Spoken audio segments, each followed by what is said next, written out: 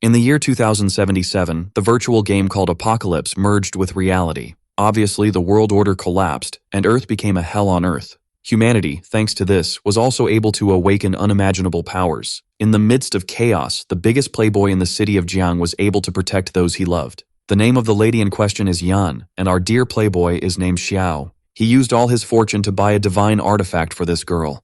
Any opportunity he had to obtain valuable equipment, he seized to give directly to her. Thanks to the support he provided, Yan eventually became one of the most powerful players in the entire realm. Finally, after several years, the day of their wedding arrived. Truly a couple made in heaven that sparked envy in many. With his beloved in his arms, our boy asked if she really wanted to marry him. She hesitated a bit before giving her answer. It was at that moment that the greatest betrayal occurred. The girl said she didn't want to marry him. Right after, she pierced our protagonist's chest with a sharp object. Now with her fiancé on his deathbed, she made it clear that money cannot buy true feelings. In fact, she already has a lover. Everything she did was accept those gifts for personal gain, as she never accepted the boy's affection. The only person who truly understands her is named John, and she would give her heart to him. Badly hurt, our protagonist still had to endure the humiliation of seeing his wife's lover stepping on his head. With his soul leaving his body, Xiao wondered if this was really true. He never imagined he would be betrayed in the end by the person he loved most in life. Immediately, regret turned into a hatred he had never felt in his entire life. Completely furious, he said that one day he would make her regret what she had done and that he would have his revenge on those despicable people. After living through that intense nightmare, Xiao woke up and is now talking to his beloved, who at the moment seems to be questioning the gifts she receives from him. Still very confused, our protagonist wonders if he really has reincarnated. Our playboy is exactly 1 week before the beta version of the game launches. The girl in front of him uses an extremely generic speech about the gifts she receives, claiming she is being pursued by classmates for being seen as materialistic when in reality she believes she is doing this for the protagonist's own good. It's all just a big scheme to extract even more money from the guy, and now he questioned if this was really for his own good, and decided to reject her. The girl was extremely surprised by this attitude. Imagining that the situation must be difficult for her, Xiao made it clear that he would never give her anything again. Very worried, the girl threatened him, saying that this was just another one of his pranks and that now she would reluctantly accept the gift. But our protagonist simply told her to disappear immediately. This left the blonde girl even more outraged as she didn't like being treated that way. Showing that he was truly willing to go to the end, our protagonist said that the shoes she was wearing were given by him, so he would take them back before leaving. The girl was already shouting at the top of her lungs that he was stingy and that the little money he had didn't make him an exceptional man. In fact, she said he should remember very well what had happened that day because even if he knelt before her, he would be rejected. For our protagonist, that would be a blessing. After all, he has much more important things to do now than waste time with her. Taking his cell phone in hand, our protagonist is now sure that he needs to gather information and resources to prepare himself. He called a woman who did not expect his call. Still, she knew him as the inveterate romantic. It seems our protagonist is a very wealthy person and now wishes to sell all his shares in the company he owns. This would provide him with 20 billion Chinese coins, which is truly absurd. Our protagonist did this to prepare for the arrival of the apocalypse. After all, alone, he will be able to reach the throne. A week after that, the beta version was finally released. Our protagonist returned to this game once again and noticed that the environment still felt quite familiar. He decided to use his own name in the game and was sure that this time he would be a beast tamer. Finally, the preparations were being executed. Now he needed to go to the most important moment of that introduction. He managed to put into the game all the resources he had created in the real world, and by reaching an amount exceeding 1 billion coins in the game, he obtained a secret profession. Surprisingly, his profession would now be wealth itself. Our protagonist had no idea what it was capable of. Shortly after that, a mysterious frog materialized before him. Our protagonist had no idea where that amphibian could have come from, and the creature did not like his arrogant look, saying that it was named Ebisu and that it would be the boy's wealth mentor. The playboy did not expect a frog as a mentor and, mocking him, asked if it would teach him to be a con artist. Snapping his fingers, Ebisu said he would show him how to create wealth. Our dear playboy received several bonus advantages from this secret profession. Indeed, those talents were worthy of a secret class, but none of them were focused on attack, and Ebisu stated that the boy still hadn't understood. And indeed, upon closer observation, Xiao realized that with his current fortune, thanks to his skills, he could earn 22 million a day without doing absolutely anything. As if that weren't enough, he could also gain 22 attribute points daily. Contemplating new horizons, he decided it was time to go to the beginner's village. Upon arriving there, the boy saw no one, as the server had just been launched. Being a beast tamer, the start was difficult since he couldn't tame any intimidating and dangerous creature. Ebisu said he had been reckless in choosing a class that didn't come with weapons, and shortly after that, orcs appeared to eat his flesh. The playboy realized that his luck was already at its limit. Against those level 5 creatures, he would have problems. On the other hand, Ebisu could run faster than expected, and abandoning the boy, said he wouldn't stay there to find out what would happen. Using all the potential of his common sense, our boy decided to run away as well. Exhausted and drained, he managed to reach the city, even though he had almost been turned into fertilizer. Once in the village, our playboy was humiliated by the players for choosing such a useless profession. To them, it was hilarious that the tamer was walking with a hideous frog, but ignoring the situation, Ebisu advised the boy to buy the egg of some creature there. However, our playboy had everything planned. He didn't want just any beast, and even Ebisu was curious now. In light of this, our protagonist announced that they would be going to a secret dungeon because there was a dragon that could be tamed. For that, they went to the Supreme Hall, which excited Ebisu since only players above level 100 could go there. As he climbed the stairs, someone asked him to stop. A bald man said he didn't have what it took to be there, and should train more. Knowing this, the playboy said he had no recommendation but knew that the archmage had lost something and could help him with that. Intrigued, the bald man thought he was being deceived, but our boy seemed to be telling the truth. He pointed to some gold coins that were on the ground. The bald man immediately began to pick them up, and the more he did, the more coins appeared. The playboy now wanted to know if the bald man liked gold. After this brief bribe, he was granted VIP access to the Supreme Hall. Trying to compose himself, the bald man prepared to show the way, and Ebisu, who saw all this from the sidelines, was impressed with the playboy's potential.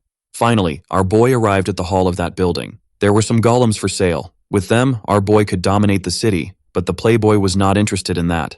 Until a huge knight appeared, asking who had allowed his access there. Our boy told that figure he needed to hire a divine guardian golem, and the knight replied that they were so rare that they could not be hired. Inclusively looking at that little beginner, he stated that he couldn't even afford it. Our boy raised his finger and said he would pay $1 billion a day. Intimidated by the brutal power of money, the great knight forgot how to speak for a brief period of time as he was confronted with an overwhelming proposal. In light of this, he said it would be technically impossible but knew a conjurer who could help with that situation. Wanting to know when the boy could pay, the knight heard from the playboy that he would do so after signing the contract.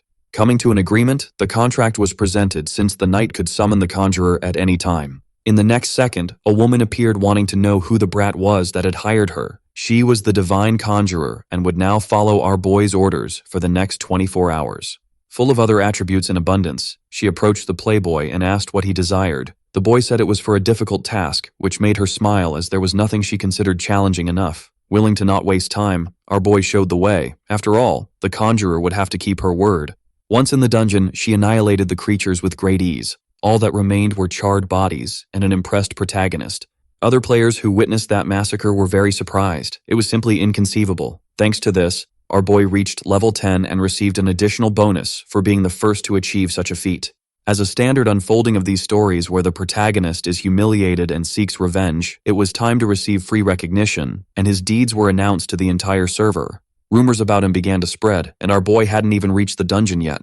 After walking quite a bit, Ebisu said the place was far and was already questioning if the boy was right. But indeed, they were getting closer and closer. A player was defeating goblins with mastery. He had been striving since the beginning of the game, yet he was still at level 3. Knowing that our protagonist was already at level 10, he began to see him as a rival. Far from there, the playboy was reaching his destination. He placed his hand on a stone, causing a magical rune to appear. A mysterious structure emerged from the ground below them. The secret area appeared, the dragon's lair. Even the conjurer was surprised by this, as the boy shouldn't have knowledge about it. Once inside, she said that if it was really a dragon, she might not be able to handle it alone, and our boy made it clear that they weren't stupid. They would study the place first. The playboy explained that the location had been stumbled upon by a player, but no one believed him. However, our boy bought the recording of the battle for a generous amount, discovering the dragon egg that was there. This made the conjurer furious, as stealing a dragon egg was harder than fighting one. Even in light of her fear, our boy did his best to encourage her. After all, she was at the divine level, and before them lay the enormous creature asleep on all its treasures. Knowing it was a Category 5, the conjurer was relieved to have a teleportation scroll with her. A Category 3 dragon could already destroy a guild alone. The chances of victory against that one were only 1%. For her, that was enough. The conjurer gave up on the idea. Not even double the value received would change her mind. The playboy said they wouldn't fight. All he needed was time, but she was already decided.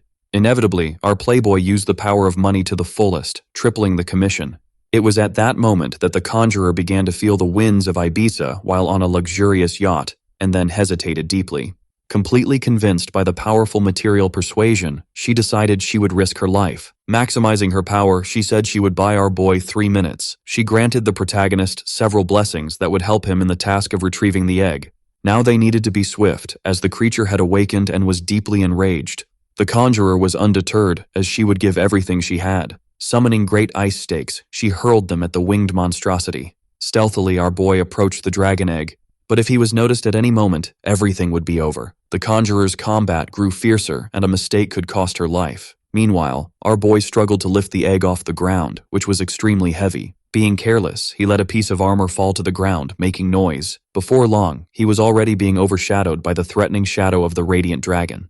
Seeing its egg being stolen, the creature became enraged, like never before. Now our protagonist ran desperately. His last hope was the conjurer, who needed to act urgently. She raised a barrier of ice to try to stop the monstrosity. But the dragon would not be contained by something so mediocre. Breathing fire, the poor humans were left trying to beat the Olympic record for the 100 meters dash. They crossed the portal, almost engulfed by the flames. They narrowly escaped being charred, but thank God they managed to get out with the egg. Looking at the valuable object, the conjurer was certain of one thing. If a Category 5 dragon were to hatch from it, everything would have been worth it. Now the conjurer is eager to receive her commission, and our protagonist is ready to make a contract with that creature. His success in this life depends exclusively on that. Finally, the eggshell cracked, leaving everyone anxious. Inside was a green dragon. It was not what they expected, and our playboy was very confused. But upon analyzing the creature's stats, he soon realized that this horned lizard was actually a weapon of mass destruction. Even though it was at level 1, it was a formidable opponent that few could defeat. Now that he knows the little creature is powerful, our playboy feels quite relieved. Ebisu was pleased with this. After all, with the dragon by the protagonist's side, no one would think the frog was his pet. Our playboy approached the frog to look at its emblem, but Ebisu did not like being called that, as he had a name. He wanted to know where Ebisu had gotten that emblem, while the conjurer recognized it as a calamity mark. And upon checking the stats, she confirmed her suspicions. Ebisu demanded the emblem back, stating that he had risked his own life to obtain it. Using his persuasive techniques, the playboy tried to dissuade the frog, but this only made him even more irritated. Claiming the emblem, Xiao said that defeating goblins would be much easier now. With that, he activated a secret mission, to find the Fangs of Ferocity. The conjurer explained that it was a very rare dagger made from the teeth of an abominable creature. Unfortunately, our boy would need to log out of the game, as he had already used all the available time for that day. Bidding farewell to the conjurer, he stated that he would contact her if necessary. As the game was still in beta, he did not blend with reality. The next day, back home, he heard several people saying that the game was very difficult and impossible to continue progressing. Many nations were banning the game in their territory, little knowing what was yet to come in the future. While reading the news, the playboy's phone rang. It was the wretched girl demanding that he pay someone else's hospital bills, as doing so would earn her forgiveness. Our boy regretted not having blocked that despicable being. At the hospital, she was next to her lover, waiting for the playboy's intervention. They did not believe that our protagonist had overcome her influence. The doctor appeared like a loan shark, informing the patient that he would need to pay the bills. As he threatened to throw him out, the wretched girl said they could not do that. But the doctor insisted, and the patient agreed because he wanted to play that new game to earn money. The problem was that the girl had no more resources since our protagonist had woken up to reality and no longer pampered her. In light of this, the lover insisted that she contact our boy, and the villain believed he would soon call back, regretful. Little did they know that the playboy was sleeping soundly with a clear conscience. After his well-deserved rest, he decided to return to the game world. Back in action, he wanted to start gaining more levels, but Ebisu did not like that since they would now have to work. The city was much more crowded, and the number of players was increasing significantly, and in the midst of the crowd, the level 10 playboy attracted the attention of the extras. As everyone wanted to benefit from his company, our boy fled from those opportunists. Already leaving the city, he continued to be followed, and Ebisu said they would soon be caught by the extras. The solution found was to go to a dangerous area since it would be too risky for the noobs. Relieved, the playboy could continue his life. He had gone straight to a large fortress because he had matters to resolve in that region. The knight guarding the place made it clear that newcomers like him had nothing to resolve there. There, the playboy would undergo the advanced evaluation. But the guard was intrigued. He had reached level 10 too quickly and was still without a team. Our boy revealed that he was a lone wolf, and the guard warned him that this was foolish and that he would surely die. But the protagonist assured him that he had plenty of time to spare. Once inside, a magic circle appeared beneath his feet. Faced with the various possible difficulties, the playboy decided to choose the hardest one, Abyss difficulty. Observing this, the guard was surprised and frightened, thinking that the player could only be joking. Transported to a forest, he remembered that the last time he was there, it could have been better if he hadn't needed to support that cursed girl. Now that he is alone and powerful, he will do everything driven by his vengeful motivation. Finally, he let out the winged lizard he affectionately calls Gray. With the help of that little creature, nothing there could offend him. It wasn't long before something began to stalk him in the forest.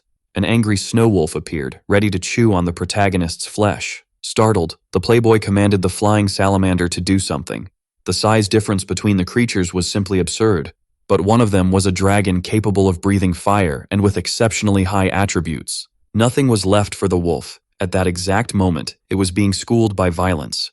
After the beating session, the snow wolf made its whole body grow through the supreme technique called Trembolona, using Tremborage against them. This only made the young dragon even more irritated, roaring at its enemy. That roar made the wolf feel immense dread, but fortunately, it wasn't wearing underwear. Otherwise, its situation would have been even worse. Next, the salamander spat fire once again. The arrogant monster was completely defeated. Thanks to this victory, the dragon gained some levels, leaving our boy very happy. Now the pet was a true cataclysm with wings. The playboy noticed that valuable items appeared after that battle. With the bow and dagger in hand, he realized that his rewards were better than in his past life. It was then that Ebisu and the playboy felt they were being watched. A huge testosterone-fueled Madame's cat appeared for the fight. Feeling like a Pokemon master, the playboy commanded the dragon to handle the matter with violence. Obeying its master, the dragon flew into battle without fear of the opponent. Unfortunately, there are no images of the fight, which is sad. But half an hour later, the playboy was exhausted from collecting items. Even so, he wouldn't give up now, as the boss of the challenge was just ahead, and Ebisu doubted that the salamander could face it. Using the knowledge from his past life, Xiao ensured that even at this difficulty, that boss was beatable. In the company of the salamander, he believed he could do anything, so he began to be teleported. Inside a castle, he was eager to show the old frog how things really were. A system message notified that the adventurer had just fallen into the abyss. Now, in an extremely dangerous area full of pride, Xiao said that the only danger there was himself. Entering a hall, he shouted with all his might, calling for the creature that ruled that place. He found himself face to face with a great demon sitting on its throne of violence. That was the king of the abyss, a formidable creature whose favorite pastime was chewing on adventurers. Graduated from the University of Violence with a doctorate in bone breaking. Ebisu wanted to know where Xiao's confidence was now, and the protagonist replied that he didn't know where it was, but that it might have slipped a little down his legs. By the creature's attributes, its attacks were slow, but its strength was such that if the blow passed close enough to steal electrons, forget it. It was certain death. A boss of king category was no joke, and the playboy asked the dragon to obey his commands with caution. Since the enemy was slow, they would need to move a lot. The dragon spat its fireballs. The attack hit the creature, which didn't even bother with the scaled mosquito. Following Xiao's strategy, the salamander continued attacking, avoiding staying in the same position, as that could be fatal. That tactic began to give the playboy hope, as he could already taste victory. It was then that the boss decided to pay attention to the little creature that wouldn't stop talking. Startled, our boy wanted to know why the demon had stopped moving. Apparently, the worst-case scenario was unfolding. It had shifted its focus of aggression. Raising its staff, it prepared a spell to be cast, and both were sure of one thing: they were screwed. A dreadful explosion just occurred. Trying to dodge the attacks, our boy didn't know why he had become a target. He couldn't maintain that situation for long, and the enemy could attack without moving from its spot. But the salamander wouldn't let its master suffer like that, and went back to attacking the demon. That last attack was able to unbalance it. After the demon fell to the ground, the playboy said that if the fight didn't end soon, it would be his life that would end. To his surprise, the monster was defeated, and he began to reap the attributes of that unlikely victory. Gasping and sweating cold, he revealed to Ebisu that he really thought he was going to die that time, and the frog replied that if he had truly been scared, he would have moved faster. Now that they had won, they needed to check the items that were on the creature. Meanwhile, outside, the system was notifying everyone about the playboy's achievement. No one could believe that something so grand had been completed in record time. He was the only one so far, and people were already speculating about which region of the real world he could be from. A powerful player ordered his henchmen to discover that person's identity. Some from the same village as the boy were proud that he had been able to accomplish something so remarkable. In the same game, the cursed girl and her lover were trying to strengthen themselves, and he insisted that she ask Xiao for money. The lover believed this was possible, but she was already getting fed up and impatient. She didn't want to ask the playboy for anything. In fact, she wished that the two of them could manage on their own without depending on the useless Xiao. Within the challenge, our boy managed to obtain a small fragment after defeating the demon. It was an abyss stone, something the playboy had never seen in his entire life, not even in the past.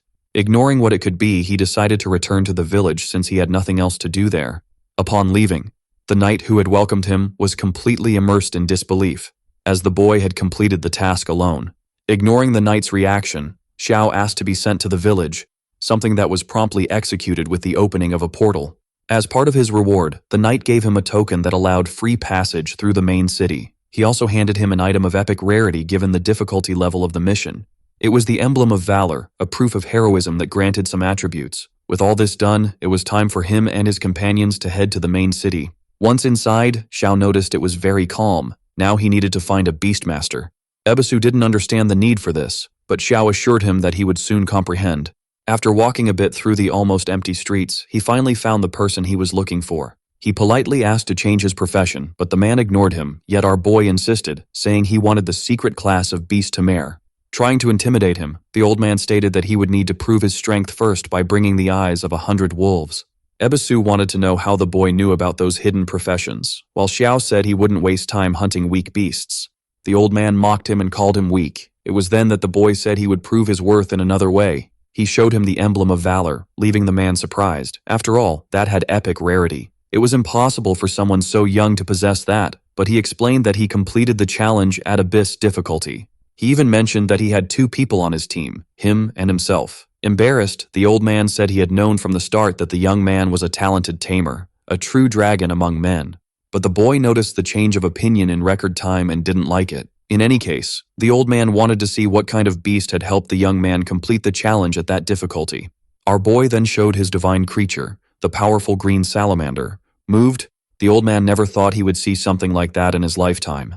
That was the beast of his dreams.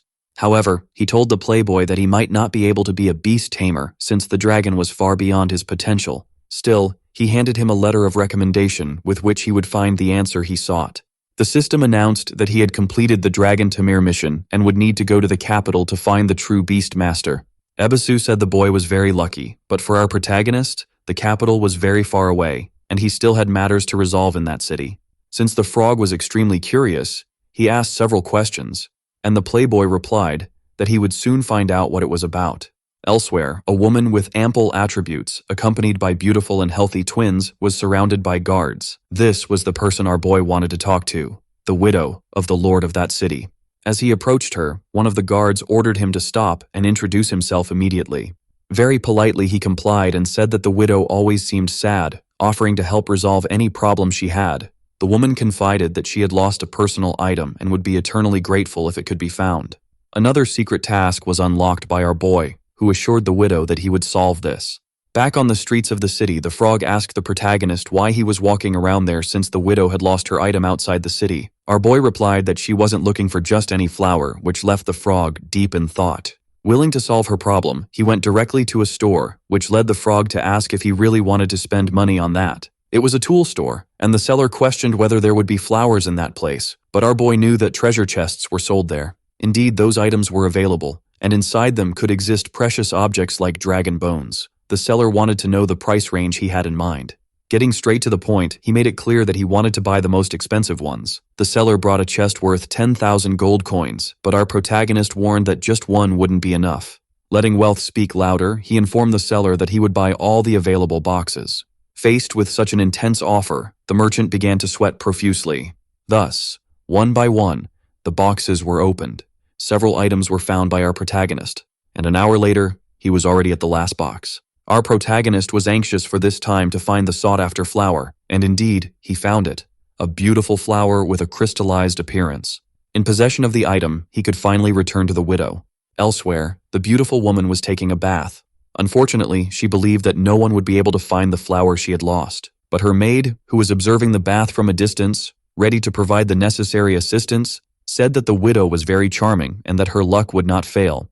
The conversation between the two was interrupted by a third woman who announced that a young man was outside and wanted to speak with her, informing that he had found the flower. The widow stood up startled, thinking that perhaps someone had indeed managed to recover the item. Outside, she was informed by the guard that the young man was the same one who had promised to help her. Politely, he presented her with a small chest, informing her that inside was the sought-after flower. As soon as she opened the box, she came across the crystal flower, and quite enthusiastically, she told the boy that she had been looking for it for a long time. And now, having been helped by him, she asked if he wanted some kind of reward, like money or artifacts. Showing that her years as a widow were taking a toll, the woman said that if he wasn't interested in money or artifacts, he would have to offer himself. Unfortunately, our protagonist was not expecting such an offer and ended up showing that he was not good with women, becoming extremely anxious. Trying to make amends, he explained that the widow had misunderstood him. All he needed from her was help to obtain citizenship in that place. Thanks to these actions, the system informed that his favorability with the widow increased by 20 points. She liked the boy's difficult demeanor and would certainly continue to insist on something. Calling one of her maids, she asked for the documents to be prepared as she would sign with her own seal, and our boy also made another request. He wanted to buy a property in the city. The widow realized that he no longer wanted to be a wanderer and that having a residence was a wise choice.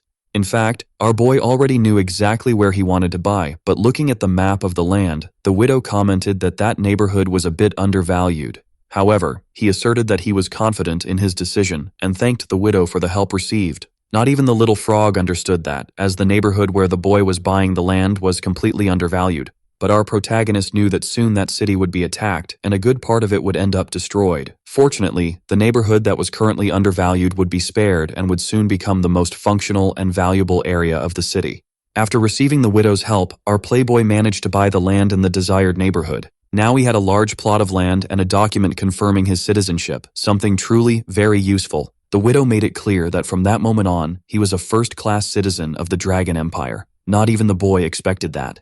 In fact, the frog, who was the mentor of wealth, said that there were warlords who could not achieve that title and that he had just won the lottery. He finally realized that the widow belonged to the nobility, which explained how she managed to help him in that way. Only then did he ask if she knew the beast tamer of the royalty, and the widow replied that that man was her uncle. She also wanted to know why the boy was looking for him. Our protagonist said he wanted to learn more about his profession, and the widow informed him that he should be in the capital of the empire. However, he was an eccentric and unpredictable man, but she would try to help him, which made the boy very grateful. Showing that her true intentions were still on the surface, the widow asked to be treated more informally, allowing herself to be called Sophia, as that was her name. Our boy increased his favorability with her even more, and his prestige due to citizenship grew significantly. Even the frog couldn't explain how the boy managed to gain such affection from such a beautiful woman. News of his deeds began to spread throughout the server, and now players realized that the protagonist was on another level. No one understood how he had obtained first-class citizenship, and some suspected he might even be a disguised developer. In the middle of one of the fields with nervous creatures was the clingy and toxic ex-girlfriend of the playboy, who noticed a familiarity with that name. Sitting on the ground, disappointed, she wished there was an elite player to help them, but until that moment, they had to work very hard to defeat even basic creatures. This comment left the whole team quite offended, saying that she wasn't very useful to them either. Immediately, her boyfriend jumped into the discussion to try to remedy the situation, but the conflict was already brewing and the toxic girl decided to abandon her companions. This left her boyfriend furious, as gaining levels would be even harder in a two-person team, but she didn't like being insulted. Getting straight to the point, he asked if she had managed to talk to that playboy, who for them was a source of money and would be a great help. The jerk insisted that she swallow her pride and try to get in touch. After all, money is always good. Since he insisted so much, she decided to call the boy who had already logged out of the game. Back in the real world, she wanted to give the playboy another chance and took the initiative to reach out again. She made a completely unrealistic proposal, saying that if she were helped, she would consider becoming his girlfriend. The girl believed that those poor and insincere words would be enough to awaken the playboy's generosity. 5 minutes passed, and by then she had not received any response. Only then did she realize that her message could not be delivered because she was not on his friends list. This only made the disgusting girl completely outraged, as she couldn't believe the protagonist had so much self-respect. She screamed, completely out of control, saying that from that day forward, the playboy would never have a chance with her. Completely oblivious to this suffering, the protagonist continued walking through the city. He finally found the shop he was looking for. Inside, he was informed that the available items were all of silver level or higher. If he was looking for something cheaper, he should go elsewhere. Revealing an extremely valuable gold-level item, our protagonist asked if the seller could evaluate it. It was the Pendant of Night, whose effect was unknown. Even the seller didn't expect this. He then informed the player that the shop owner would evaluate it personally, and the protagonist wanted to know what the success rate of the analysis was. The seller replied that he was very talented and had an 80% success rate. To evaluate that item, he would charge 100 gold coins, and our protagonist simply tossed the money onto the table. Surprising the seller even more, the boy placed several items of the same quality to be evaluated. After a thorough examination, it was discovered that the pendant increased spirit by 40 points and strength as well, in addition to raising the shadow magic attribute by 20%. These were extremely impressive stats, but our boy wanted to know what the other items could do too, and was in a hurry. Our protagonist left the shop very satisfied after all the evaluations, and even his stats improved significantly. The frog said that with the playboy's current strength, he could fight alone, but he was curious to know what they would do soon. Since he hadn't heard from Sophia, he decided to head to the forest to gain levels. He went directly to a region recommended for level 20 players, which was a bit risky. In just a few seconds, our protagonist encountered several level 21 hyenas. But eager to gain levels, he sent the winged salamander to attack. There was nothing those poor animals could do against the furious salamander's fire breath. Our protagonist watched everything while calmly sipping a cup of coffee. After all, the salamander was doing all the hard work. This made him remember the days of his past life when he had to make the same effort to earn rewards. After 2 hours of doing absolutely nothing, our protagonist reached level 12, which was truly impressive. If he continued at that pace, he would reach level 20 in just a few days. Amid the bodies of those creatures, our playboy noticed a scroll. He had obtained the fireball spell, and it would be interesting for a beast tamer to be able to use it. Since knowledge is never too much, he decided to learn the technique. He used his new magic against the first living creature he encountered. The hyena was hit by the impact but lost only a negligible amount of health. Our protagonist realized that his attack power was humiliatingly reduced, which made the frog laugh with joy. In any case, he had been online for a long time, so it was time to return to the real world. Knowing what had happened in the past, he was sure that soon the world would know the true potential of the game. In the real world, the sky was dark, and it seemed that a cataclysm was approaching. Several people received the news that they were entering the apocalypse. No one knew exactly what that meant. All were transported to the game world. Among them, many were confused, and some believed they were dreaming. Among these people was the annoying girl who sought to exploit our protagonist, just like her companion. Indeed, the apocalypse had changed the world. Quite worried, a third guy wanted to know if the toxic girl had managed to talk to the playboy, but she was already completely outraged because she had been rejected by him, which is why she wished for our protagonist to die a painful death. Convinced of her exceptional beauty, she decided to try to seduce the most famous player on the server. That day, all players over 16 were forced to participate in the game. The option to return to the real world disappeared. It was no longer possible to leave voluntarily. The place they appeared in was based on the real world, and each virtual village represented a region of the planet. Those who died in that world could not return. Chaos ensued. Some players knew that our protagonist was the only one at such a high level at that moment. Many were discovering in the worst possible way that there was no return to the real world. A man of important appearance showed concern about the situation. He wanted to know what the best player was doing, precisely our beloved playboy. Since he was already at level 12 and had abandoned the beginner's village, no one could say where he was. This left the gray-haired man furious. A subordinate named Chen should know where the protagonist was since he had tested the beta version of the game, but Chen was only at level 4. Now the man was sure that our protagonist was not an ordinary person and needed to be found at all costs. Living his life peacefully, our boy received a message to return to the Duke's lands. After all, he had information about the task he was executing. Our protagonist became anxious because he did not expect to receive news about the beast tamer so quickly. Once again, he met with the widow, the kind Sophia. She was very excited to see that beautiful youthful face, saying that she had missed him. The words of that woman left him quite embarrassed. Our boy had no natural defenses against the advance of a woman like her, so he got straight to the point, asking if she had news about the beast tamer, and the widow informed him that her uncle was traveling and could not return yet. Disappointed, our playboy thought it had been a false alarm. However, the beast tamer had told Sophia how to unlock the secret profession. It was not a difficult task, and could be done within the city. Our boy was thrilled because he believed he would need to travel to the ends of the world. Now he wanted to know what needed to be done. Sophia said it could be a bit laborious since he would have to go to the mountains outside the city where a powerful dragon lived. However, that place had already been visited by our protagonist. Sophia asked if he was familiar with that dungeon, and a bit awkwardly, he replied that he had heard of it, although the truth was that in his past life, he had passed through that place several times. He even knew that there was a level 80 boss creature there, but Sophia's uncle had assured her that the true boss of that place was a dragon. Since the information did not match his memories, our protagonist said he would check personally, which left Sophia worried. After all, that area required level 80, and he was going alone and unprepared. Very confident, our playboy stated that he had his own way of doing things. All he needed was to pay the right amount, and even a dragon could be defeated. He also had someone to help him with that. Using his emblem, he said he would call Sister Tao, which impressed Sophia with the fact that he possessed such an item. And as expected, the conjurer appeared, wanting to know who had summoned her. She quickly recognized the protagonist and asked if he had missed her, and changing the subject, the playboy explained that they had a new task.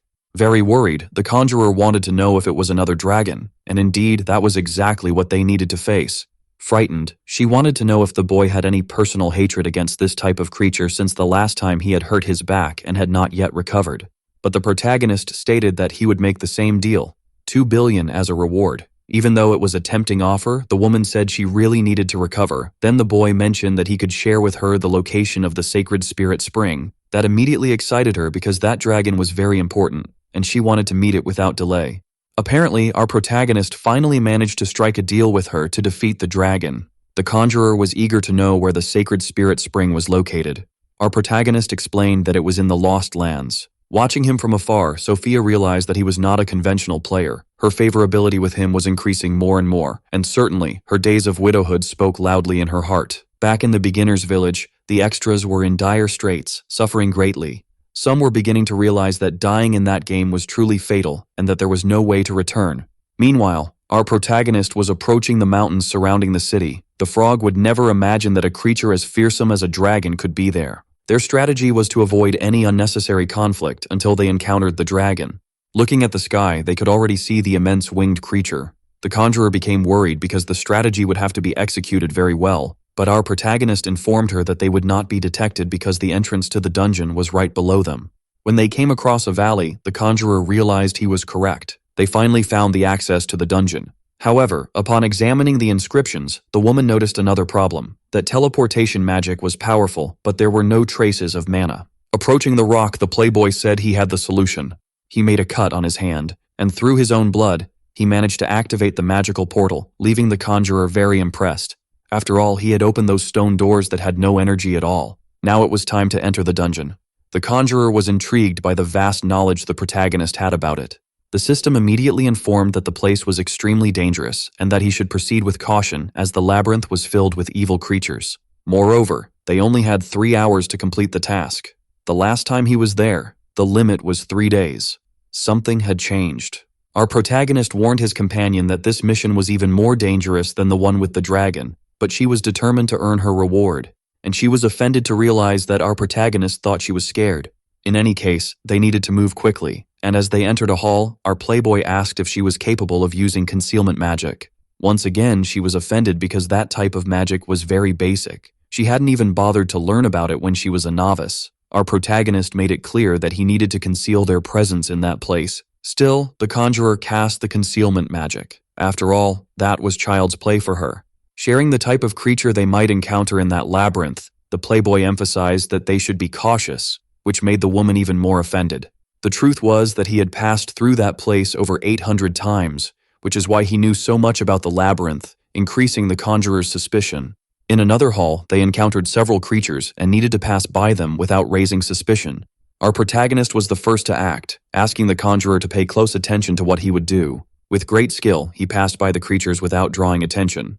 The woman didn't know how a novice managed to deceive a level 60 creature so easily, so she did exactly as he ordered. When they came across another hall, the playboy said they needed to prepare for combat. Observing the large creature guarding the chest, she realized that things were different. The guardian of that labyrinth was a powerful creature. The conjurer noticed that it was a level 100 boss. Our protagonist would focus on opening the chest while his assistant would take care of the enemy. They could not be reckless in that place, or they would have serious problems. Stealthily, the playboy managed to reach the treasure, and once opened, he realized that the reward was also different. As soon as he did that, the creature noticed the presence of an intruder. But before it could attack, the protagonist's body was completely frozen.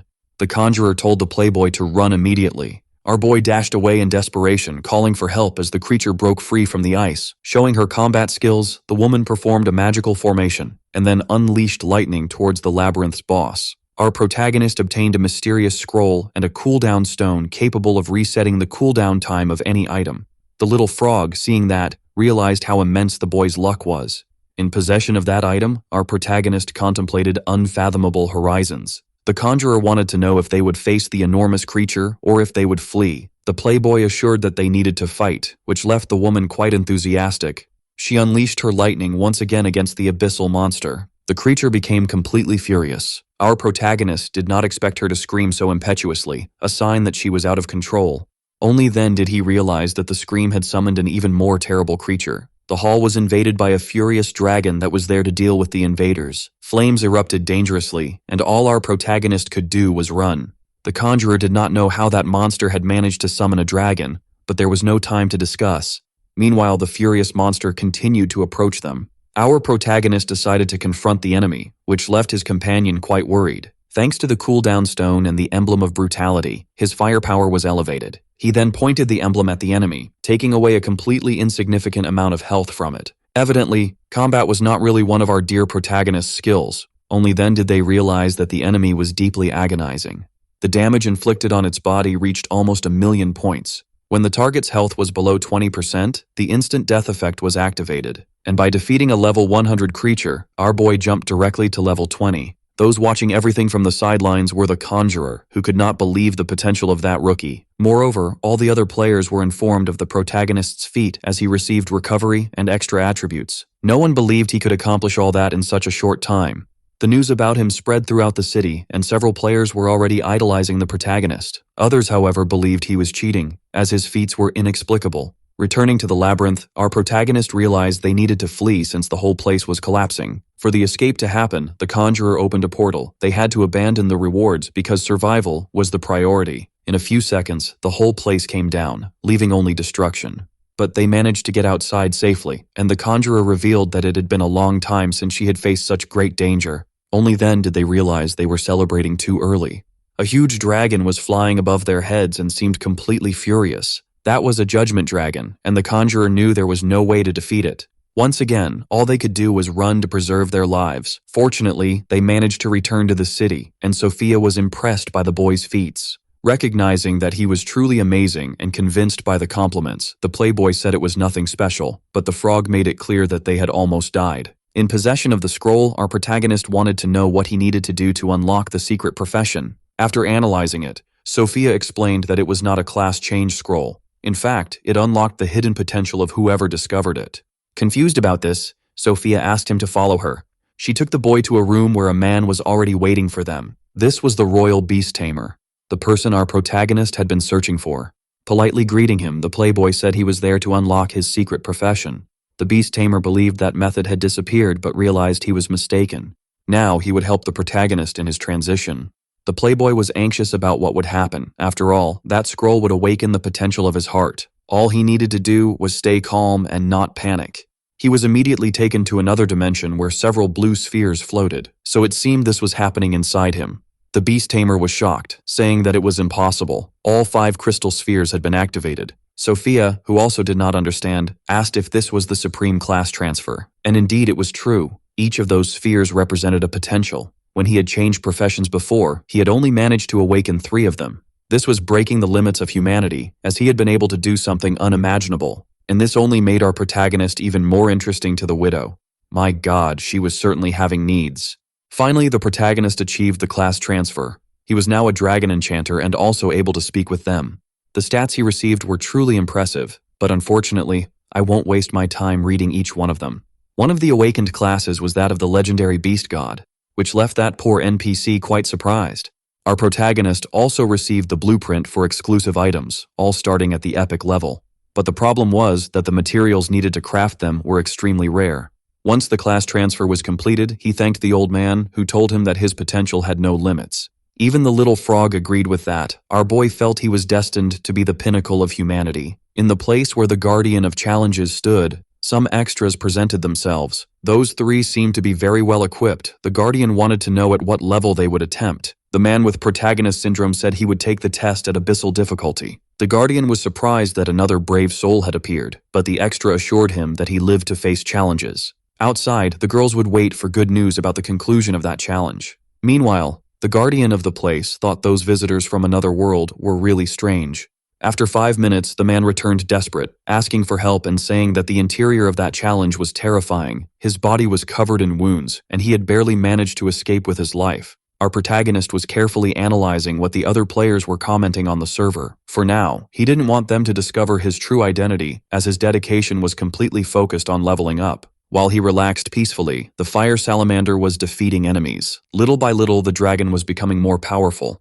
There was no enemy that could surpass him in the hunting fields. Thanks to his most recent victory, our playboy obtained some very interesting items. Before he could analyze them further, another creature appeared. A large stone giant was ready to crush the boy's skull. This was a boss creature of abyssal level, and the data about it was unknown. But the boy would not flee from the fight. He and the salamander were ready to deliver some violence. Back to the extra who attempted the challenge at the highest difficulty, we found out that unfortunately, he was no longer with us. The poor thing was isekai'd.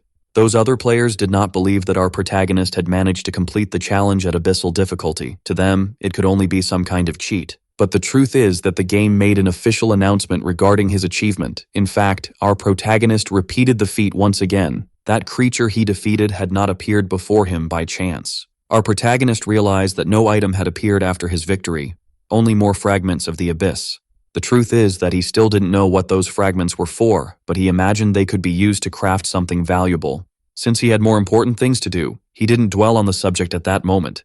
It was time to return. Upon crossing the portal, he was immediately greeted by the warriors, for he had completed the challenge once again, and it was time to receive his reward. Our boy obtained an epic-level crystal. It possessed great power and could strengthen the emblem of courage. And that was exactly what he did. He discovered that the emblem of courage had leveled up to legendary, becoming truly impressive. In the company of the fire salamander and his emblems, our playboy became completely unstoppable in the level 30 player area. Only then was he informed about the system maintenance and that he would soon have to return to the real world. Everyone in the game did not know why this was happening, but many wished to return to their original world. At the same time, everyone was transported to the outside world. As soon as they arrived in the real world, news about the incident began to circulate across the planet. People were in a panic. Among them, promising players rose up as if they were heroes. Our protagonist observed a report about one of those extras. He had never heard that name in his past life. From all indications, that extra was the first to overcome the challenges after the protagonist. He identified himself as a lucky man, and moreover, he had not done it alone. Bringing answers for everyone, he also informed that surviving within the game was far from easy. They also knew that our protagonist had been a player since the beta and had cleared the Abyssal Challenge Tower twice. For that extra, the protagonist's potential was truly impressive. There was no one who could compare to him. A man who was also watching the news seemed disappointed as he wished to have a subordinate like our boy, and he decided to use all the resources he had to discover the true identity of the protagonist. Calmly at home, the boy was disappointed as he was still in the game world. Apparently, he could return to the apocalypse as soon as he slept. The game's invasion of the real world was happening more slowly than last time. But this gave him the perfect opportunity to increase his power since upon reaching level 30, he could recruit another creature for his team. Back in the hunting fields, he ordered the fire salamander to attack as if it were a Pokemon master. The creature used Sonic Wave, which was nothing more than a deafening scream. The blow was extremely effective against those stone monsters. With the victims paralyzed, the salamander used Flamethrower. That was also super effective in completely destroying their enemies. As they were dedicating themselves to training, both were already at level 24. The other players were informed about the protagonist's progress, who remained at the top. That same promising extra believed it would be harder to gain levels as they advanced, but he was mistaken. The distance between him and our boy was 14 levels, and his name was really complicated. I will just call him Glasses Guy. At least his companions seemed humble and recognized that the protagonist was on a completely different level. Even so, they were willing to keep pushing themselves. Near the beginner village, a couple of dragons were talking because one of their eggs had been missing for days. One of them was the dragon prophet and carried the fate of the entire race. The red-skinned dragon said that our protagonist had a repulsive aura to them. His companion, however, thought he was talking about the cursed gods, which would be impossible since the human form couldn't withstand that much divine power. But the dragon prophet claimed he saw beyond what his companion could see, and that he would be willing to entrust the future of his race to this mortal, which left the black dragon furious. With no time to lose, they decided to fly toward the boy. Soon darkness will transcend space and time itself, devouring everything that exists. The human is their only hope.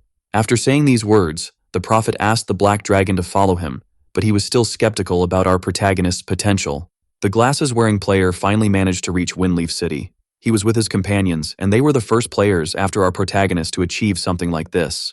It didn't take long for them to look up at the sky and see the great dragons flying over the city. Our boy was captured by the prophet and desperately called for help, but the frog knew there was no one capable of rescuing him that way. On the ground, the players revealed they had never seen anything so grand. Moreover, it was bizarre that the protagonist had been captured by one of them. Not even level 100 players could engage with such dangerous creatures.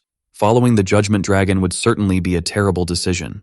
Before long, news spread among the players about the dragon's appearance and what he had done to the boy. Some were surprised that the playboy was already interacting with dragons. For them, that was why his level was so high compared to the others.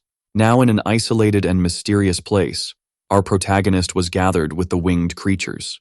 Looking closely at them, he had no idea why they seemed so familiar to him. The frog had already warned him not to get involved with such creatures. Completely terrified, the playboy was sure that this would be his last day alive. The dragons must have been there to seek revenge for the stolen egg.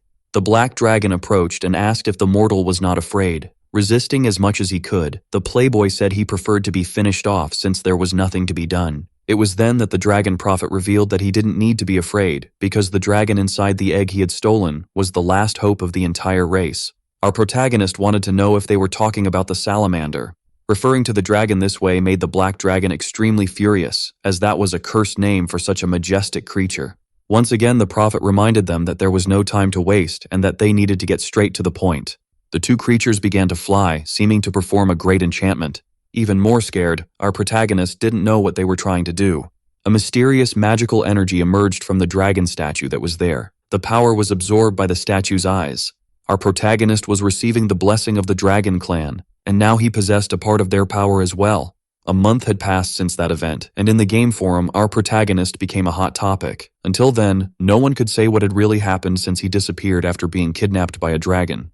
Some speculated that he might have allied with the creatures to gain levels. Many believed he was still cheating and that he might never return.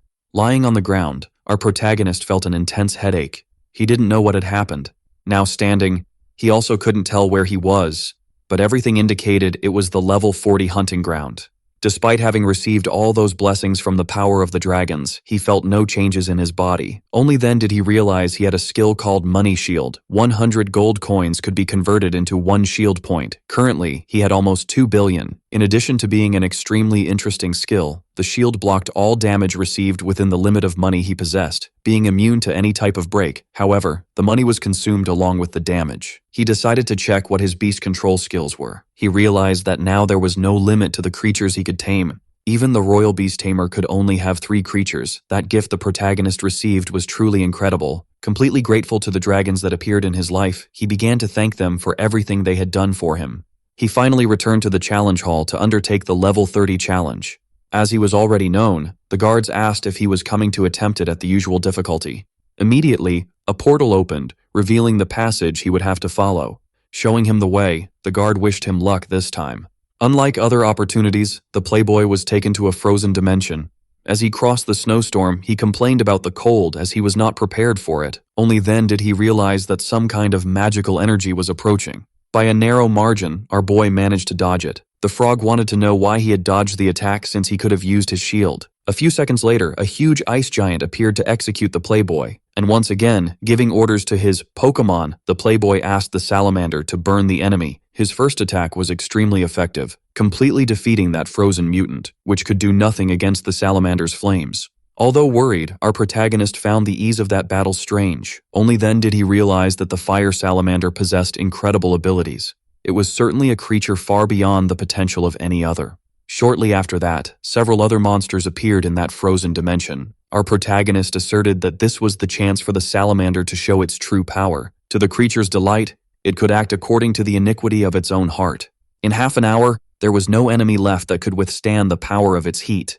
As they concluded that too quickly, the playboy began to mock the difficulty since all that had appeared were weak creatures, and once again, for having accomplished something incredible, the entire server was informed of the greatness of the boy's deeds. Some were happy because, as he had been missing for a long time, they had come to believe he was dead. A generic extra was eager to go to the city and meet the protagonist in person in hopes of one day becoming his subordinate. Outside the challenge hall, our boy now possessed 3 fragments of the Abyssal Stone. He had also received the Radiant Hero Stone, a very rare material capable of strengthening the heroic emblem he carried. Finally, he said goodbye to the guard who was securing the hall. Back in the city center, he noticed it was much busier, and the frog revealed that they had been away for many days. It was time to take the items for evaluation, but outside the shop several players were waiting. Pushing ahead of everyone, the protagonist asked for his items to be evaluated, but the old man initially ignored him. Only then did he realize who he was dealing with, and in a very polite manner, he treated the protagonist well, asking him to come in immediately. This treatment obviously left the other players outraged just because he was a first-class citizen. Ignoring the complaints, the old man asked if that was the heroic emblem. Strengthening that item would not be easy, and if he ruined the process, serious problems could arise, which left the boy worried. Even so, the old man began to hammer away. He successfully strengthened the protagonist's item, which was now at the legendary level. Since it was not the first item of this category that the playboy owned, he was not surprised. Only then did the players outside realize they might be in the presence of the most famous player. Everyone tried to enter the shop to meet him, but were stopped by the old man. Taking the opportunity, the protagonist placed other items that also needed strengthening. Observing the quality of all that, the extras were surprised, as they had never seen anything like it in all their time playing. As the boy was an anonymous celebrity on the server, it didn't take long for news to spread on the forum about what had happened in that shop. Several people tried to approach the location in hopes of meeting him. Fortunately, the playboy managed to shake off everyone. Even so, it was an agonizing experience. What he didn't expect was that the extra who wanted to be his subordinate would finally manage to find him. For all intents and purposes, I will call him the mobster from now on. Our protagonist asked what that man wanted with him, and the mobster assured him that he had not come to threaten him, only to discuss business. Very interested in the money that could arise from this deal, the protagonist wanted to know if he wished to buy the gold-level items he possessed. After all, it's impressive how this protagonist always has a pointed nose. No matter the scene, he always appears with a huge nose. However, those items were not cheap. They would cost millions of gold coins. Then the mobster revealed that the boy was currently trapped in the game's reality. In fact, revisiting his memories of the past, the protagonist did not remember that man. On the other hand, the presence of a masked assassin seemed somewhat suspicious since he was indeed familiar to him, as he had always acted alone in his past life. The mobster revealed that he saw great potential in the protagonist, but apparently, he still lacked certain things, especially elements from the real world. Our protagonist feigned interest in the conversation just to see how far the mobster would go. The man said he could guarantee him all kinds of dreams, money, women, everything he desired. That's why he should make a wise choice at that moment. Placing his hand on the mobster's shoulder, our protagonist thanked him for recognizing his skills. But that confident attitude from the mobster irritated him, so he decided to teach him a lesson to make him understand what true knowledge was. The mobster was startled to see the fireball, and couldn't believe he was being attacked. Our protagonist hit him, removing almost 4,000 hit points. This left all the mobster's subordinates excited. However, they could not retaliate as it was forbidden to attack players within the city. Leaving the location, our protagonist said that those items were compensation for what he had done, asking not to be disturbed in the future. In a few seconds, sirens began to sound, and the extras waited anxiously for what would happen. Several guards sprang from the ground, asking who had done that and ordering everyone not to move. The head guard commented that the wrongdoer must be crazy. Without thinking twice, our protagonist took responsibility for his actions. But the head guard reconsidered his words. After all, he was dealing with a first-class citizen and ended up apologizing. Our protagonist replied that it was nothing serious. He had just been threatened by some useless people and asked the guards to clean up that mess. Knowing that the protagonist had been offended, the guard apologized, saying he had to ensure the safety of all citizens, especially of real citizens. The other players watching that were left speechless. Then the head guard released his men. But one of them wanted to know why the protagonist hadn't been arrested. The chief explained that they needed to pay attention to the details. That man had approached a first-class citizen. Causing problems for him could be fatal for both. After all, the scene shifted to the Duke's house, where the extremely attractive widow lived. She was anxious for news about the boy. Finally, one of her maids appeared bringing news that warmed not only the widow's heart but other parts of her body as well. At the resurrection point, the mobster was outraged by what had happened. He acknowledged that he had lost his composure and admitted that they were no match for what the protagonist was capable of doing in the game. He ordered the assassin to return to the city and recover the lost items, but the protagonist surprised everyone by revealing that he hadn't taken that equipment. Apparently, those men wouldn't need them anymore. Completely shocked, the mobster wanted to know what the protagonist was doing there, since that was a heavily monitored area. Raising his staff, the playboy said he would remove the problem at its root. He hit the mobster once again with a fireball. Now that he had been put to sleep forever, his companions were terrified. Our protagonist said that taking one life, two, or even more, made no difference, so it was better for them to be cautious. Since that was the resurrection area, the mobster came back to life once again. Not understanding why he was being targeted with such retaliation, he stated that in the real world he would make the protagonist pay for everything. Hitting him again, the playboy replied that those threats were useless. It didn't take long for the confrontation to attract the attention of other extras. Meanwhile, the mobster was supported by his lackeys. In the midst of all the commotion, a division of guards appeared to investigate. The assassin believed that the protagonist would not escape the judgment of the black-robed judge, and that he would finally have problems. Our protagonist knew that facing an NPC of that caliber would be extremely problematic. Going to the ground, he once again took responsibility for what he had done, stating that he would accompany the judge. The magistrate ordered the guards to take him away. In the real world, the mobster was lying in his bed, and the butler was desperate. Approaching the mobster's body, an old man appeared wanting to know what had happened. Then he was informed that his son was no longer among the living, which awakened an immense fury within him. Back in the game, the playboy was being judged. They wanted to know why he had broken the laws of that place. Our protagonist revealed that he had been intimidated and threatened by that group, which is why he needed to defend his dignity. Some jurors did not like the justification, claiming that he had been too violent. But the judge ordered everyone to be silent, declaring that the protagonist would be sentenced to lifelong exile from that city. Our protagonist accepted his punishment until a person entered the room saying that he had acted in self-defense. It was the widow, who also stated that the sentence was very unfair. Her presence intimidated the judge. Approaching the boy, the widow said that the playboy was her great friend and she would not like him to be treated unfairly. Immediately, the judge reconsidered his decision, realizing that he had been too harsh. He freed the protagonist on the spot. With everything resolved, the widow asked if they could leave, and the judge allowed it. She immediately requested that the playboy accompany her. Once outside, the boy thanked her for everything, but the widow made it clear that this time it was nothing special. She mentioned that she had heard he had been captured by a dragon and sent people to search for him everywhere. The young man replied that that kidnapping had actually been a disguised blessing from which he managed to benefit. Not knowing exactly what it was about, the widow asked him to accompany her to her house to show him everything she had achieved. In fact, he also wanted to go to her house because he wished to speak with the widow's uncle. She was surprised that he had already reached level 30. Indeed, he did not stop growing in her eyes. Reunited once again with the old man, he said he was impressed with the protagonist's potential. As the mission to obtain a second profession was still ongoing, the playboy took the opportunity to ask for guidance. Unfortunately, the answer was harsh. Even traversing the entire continent, he would find no clues. The domain of the gods was very mysterious. Worried, the widow wanted to know if he would be able to complete the mission, but her uncle believed that soon the young man would discover something. The protagonist even expressed his desire to go to the lost temple. Surprised, the old man asked if he knew the location of that place. Our boy replied that he had heard about it and knew it was the most mysterious location of the entire apocalypse. Knowing that he had knowledge of the existence of that place, the widow became increasingly enchanted with the promising and extremely fertile young protagonist. The system informed him that he had accepted the secret mission to find the lost temple, and the playboy understood that he would need to be very cautious from then on. He bid farewell to the widow, promising that they would see each other again in the future. The frog wanted to know if he had at least a clue about the location of the temple, but the boy replied that he had more important things at the moment, as the first invasion of the apocalypse would happen the next day. A portal from another world would open, and countless creatures from other dimensions would invade the area. The cities would be massacred and the buildings destroyed. The frog was frightened to hear this, imagining it was just a joke. Knowing he would need help, the boy opened a portal to summon the powerful conjurer. Since it was the third time they had met for a task, she was already apprehensive, as every time she was summoned by him, the problems were enormous.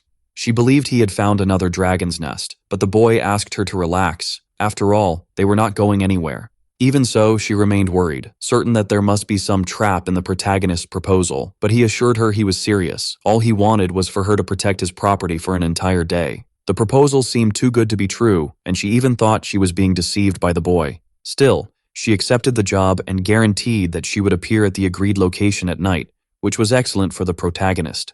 Outside, the frog realized that she had been deceived, but the playboy did not care. He needed to continue leveling up and strengthening himself for what was to come. In the game forum, people were unhappy with what he had done in a player's life.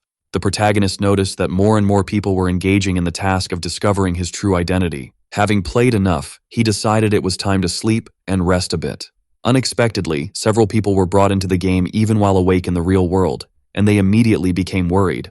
Our boy noticed that the conjurer was already there, a sign that she was extremely punctual.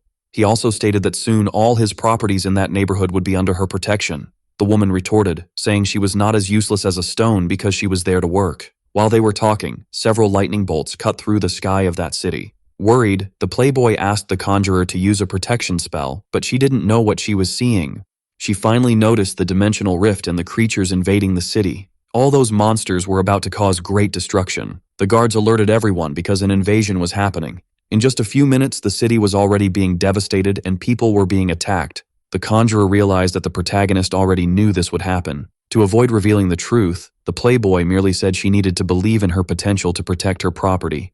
Among those creatures, a level 100 boss monster emerged, proof that she had fallen into yet another trap. Every time she associated with the protagonist, she ended up suffering greatly. Still, willing to fulfill the agreement, she began to attack the great monster. With a single blow, she managed to knock it down. But unfortunately, it wasn't enough, as another equally colossal creature appeared right after. Looking at the protagonist, the conjurer asked him to help in the fight as well. And that's what he did, sending the salamander to eradicate the enemies. Behind the city walls, a large creature roared, trying to intimidate the citizens. Inside, the mages responsible for the defense were already struggling to hold their ground. Fortunately, something even worse for that creature was able to take its life. It was the protagonist's dragon, which ended up being reprimanded. After all, it needed to be more cautious. It had almost burned the entire city. A large wave of monsters was rapidly advancing against them. The winged salamander took off, determined to eradicate all those who posed a danger. The protagonist was gaining several levels from that battle since the creatures were extremely powerful. Pulling away, he asked the conjurer to defend that sector of the city as he would go to another point, which made her quite furious. Examining the bodies of the creatures, she noticed that several epic-grade items were being left behind, and now she wished that the hired conjurer would work even harder. Outside the city, some people were trying to escape but were being chased by the beasts. A kind of Godzilla from AliExpress struck the shield of one of the players who was part of the glasses-wearing extras team. They were already overwhelmed. The man with the shield urged his companions to flee while there was still time, as he would try to hold the creature back, but he didn't have the strength for that, and ended up being easily defeated. This left the entire group quite vulnerable, as there was nothing they could do against that monster. In the last moment, the monstrosity was hit by a fire attack, falling before them completely lifeless. Only then did the glasses-wearing extra realize that the culprit was a baby dragon. Roaring, the small creature frightened all the other monsters, ending their existences with the heat of its flames. It was truly unbelievable that a dragon hatchling had such grand power. The protagonist passed by, calling the salamander to accompany him as there were still enemies to defeat. Finally, the group of that extra managed to identify the protagonist as the legendary player. The boy with glasses rushed over to him. The first thing he did was thank him, stating that they were only alive because of him, and assured that they would do anything he asked, even if it was risky. The protagonist said he was just passing through and stated that the eastern district of the city was already safe, recommending they head there. After those words, they were impressed by the playboy's kindness and decided to go to the safe location. Turning his attention back to the creatures, the protagonist realized that the weaker monsters would only waste his time. They needed to reach the city gates where the real battle was taking place. In the city, everything was on fire, but as he had said, the eastern district remained safe. Pointing to the horizon, the girl asked the glasses-wearing extra to look as well. The protagonist had just gained another level, and to everyone's surprise, he was already at level 35. As they faced this, a huge flaming object began to fall from the sky. It was a kind of meteor that struck the center of the city in a devastating manner. At the main gates, the playboy realized that a massacre had indeed occurred. Next to him was a skeleton king of unknown level. It would certainly be a tough battle. Nearby, other players were worried as the archers could no longer fight, and the healers were overwhelmed. wanting to abandon the front line. In light of the situation, the lord of the city ordered everyone to abandon their positions. Only then did he realize that the tide of battle was changing. Among them was a person of divine level, and surely that could change everything. The extremely talented conjurer was working for our protagonist, and her presence was a great help to everyone. However, she didn't like having to fight against such powerful creatures because even for her it was a bit difficult. But our boy wanted her help to become stronger too, and that was exactly what she did, granting blessings that increased his power. Since there were several other creatures in the way, the playboy asked her to help him reach the boss. Everything happened in a simple blink of an eye. All it took was for her to raise her staff for those poor, monstrous extras to be annihilated. This cleared the way for the big-nosed playboy to fulfill his mission.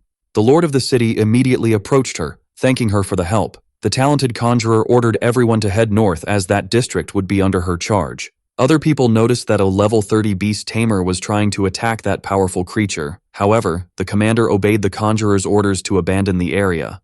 Thus, our protagonist had a clear path to fight the huge monster alone.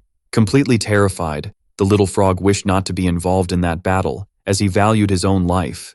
It didn't take long for the enormous skeleton to spot our protagonist. He focused his attacks on the conjurer, who was also nearby. Meanwhile, the big-nosed one planned to use his emblem, activating the brutal massacre towards the creature. A great attack was executed, piercing the giant's bones. Immediately, the instant death effect was activated. The body of that colossal skeleton was dismembered. The little frog couldn't believe that the big-nosed one had managed to do that so efficiently. A message about his deeds was immediately shared with the entire server, and the other players could hardly believe it. The bespectacled extra was also very surprised because minutes before, the protagonist was with them, and now he had defeated a monstrous creature. Thanks to this, the protagonist also obtained some very interesting items. Inspecting them, he noticed that the level of those equipments was far superior to that of common creatures. The little frog also found a rare artifact, and the big-nosed one realized that his luck was indeed unusual. Those rewards were better than those from legendary-level tasks. After that brutal beating session, the creatures began to return to the portal from which they had come. The other players celebrated, relieved to have survived the ordeal. Elsewhere, the governor woke up from his nap, supposedly worried about the invasion, but the guard informed him that it had ended an hour earlier. The news surprised him, and he learned of the contribution of the big-nosed protagonist and the legendary conjurer. The governor did not expect there to be another person as talented as the conjurer in that place, and now he wished to meet him personally to express his gratitude. It didn't take long for the protagonist to be received by him, and to no one's surprise, the widow who greatly desired the big-nosed one was also present. The governor said he was quite relieved for the help received and, on behalf of all the citizens, offered his sincerest gratitude. The conjurer stated that the boy had contributed greatly to the victory. The protagonist replied that he hadn't done anything special while his favorability with the governor increased significantly. The conjurer informed that she would return to the temple as she had other matters to resolve, while the protagonist still had something to discuss. The widow, not understanding why she had been invited, listened as the governor explained that a large part of the city was in ruins, except for a specific district where all the properties remained intact. He needed her help, but the widow explained that she could not make that decision. After all, most of the intact properties in the western district belonged to the boy, which left the governor quite surprised. Knowing that the governor wanted to buy them, the big-nosed playboy said he would sell them for the right price. Showing himself generous, the governor asked only that the boy name a number, as the bank would take care of the rest. The widow also asked for his help with something specific. The information about the event was going to the capital, and all the citizens had witnessed what the boy had done. Therefore, she would like to request the royal family to grant a title of nobility to the big-nosed one. That was indeed good news, and the little frog, who until then had done nothing, not being comic relief or mentor, just making generic comments, once again said that the boy was lucky. The governor fully supported the request, which made the widow quite happy. But deep down, he was already wondering if our boy was having some kind of relationship with that woman. After all, she was being too nice to him. However, he kept his thoughts to himself since our boy had helped the city a lot. Back in the real world, someone was suffering greatly. It was the extremely opportunistic girl who had once been part of our big-nosed protagonist's life. She was irritated because her current boyfriend was unreachable. Unfortunately, the one who was her boyfriend had departed for his own isekai, leaving her completely desolate. Desperate, she thought about turning to our protagonist, believing that he was still obsessed with her. Convinced that she was still deeply loved, she decided to use sincere excuses to make everything go back to how it was before. Leaving home, she intensely wished that our protagonist would be waiting for her. Within the game world, Many people wanted to move to our protagonist's city because it was very safe, increasing property values. Who was happy about this was our boy. After all he saw were gold coins going straight into his pocket. In the midst of that destruction, he went to meet the old blacksmith because he needed new equipment. The old man said it would be an honor to contribute to the boy's progress, but his shop had been destroyed. In light of this, the big-nosed boy asked him to follow along as he would show him a forge. In another neighborhood of the city, the old man was surprised by what he saw. Inside that place, he realized that the equipment was top-notch, and he didn't expect something so luxurious in the West District. The big-nosed boy said that the old man could be the owner of that shop since the place belonged to him, but had been empty for some time. Upon hearing this, the blacksmith was moved. Our protagonist stated that he didn't need the shop, but rather that his equipment be properly identified, carefully observing an item that looked like a pair of horns. The old man said he might not be able to identify it accurately since it was an artifact.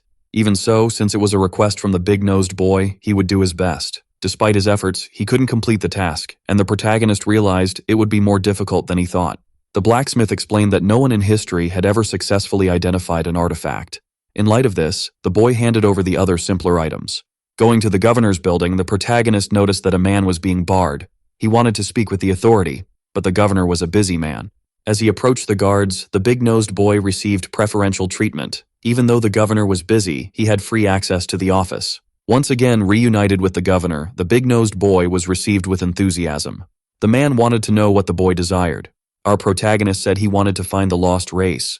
The governor explained that the legends about it were hundreds of years old, but still, the boy wanted to discover something new. What the protagonist really wanted was for the governor to put a reward for information, offering 5 million gold coins and rare equipment to anyone who brought clues. Realizing the importance to the boy, the governor agreed. After all, he was very grateful. The next day, the news was shared, and all the players were surprised by what had happened to the protagonist. He had already reached level 40, being the first to do so, receiving an epic item as a reward. The other players, upon hearing the news, were even more impressed. Now with so many levels gained, the boy went hunting in the area designated for level 40 players. A huge creature tried to attack him, and its blows were devastating. But using the money-powered shield, the big-nosed boy managed to defend himself. This opened the opportunity for the fire salamander to execute the enemy. The little frog watching everything commented that it was lucky for the protagonist to have the money shield, or he would have already gone to another isekai. Our protagonist, however, knew that his stats had increased significantly since the blessing of the dragon god.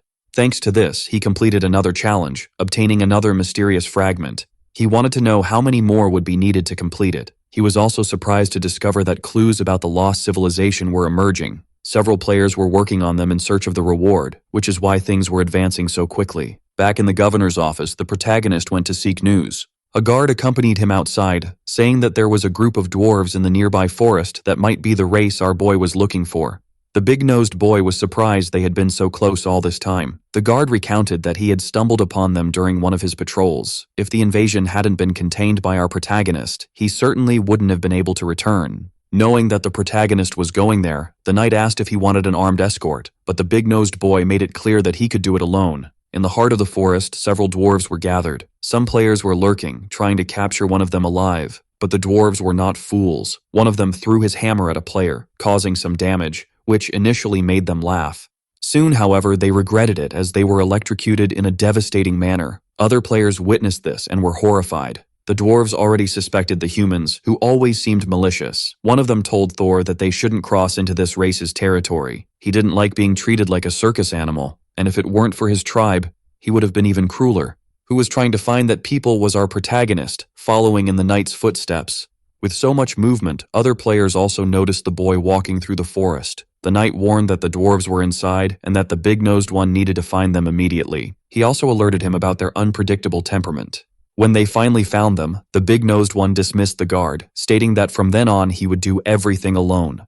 The walking nose casually approached the dwarves, awakening the fury of one who thought he was dangerous. But the leader, Thor, asked for calm. The boy's appearance and calm demeanor made him reconsider.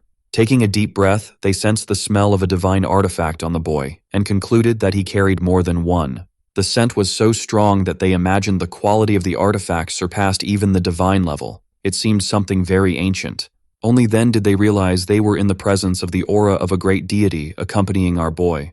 The most impressive thing for those short men was that the big-nosed one was only level 40, but possessed incredible spiritual power. He was definitely blessed by the gods, which left them amazed. Other players observed the boy's approach to the dwarves and did not understand why they were not fighting. They imagined that the dwarves were traitors of their race, or that the protagonist had some hidden trick. Curious about the boy's presence, the dwarves wanted to know what he was doing there. Our protagonist said he needed their help.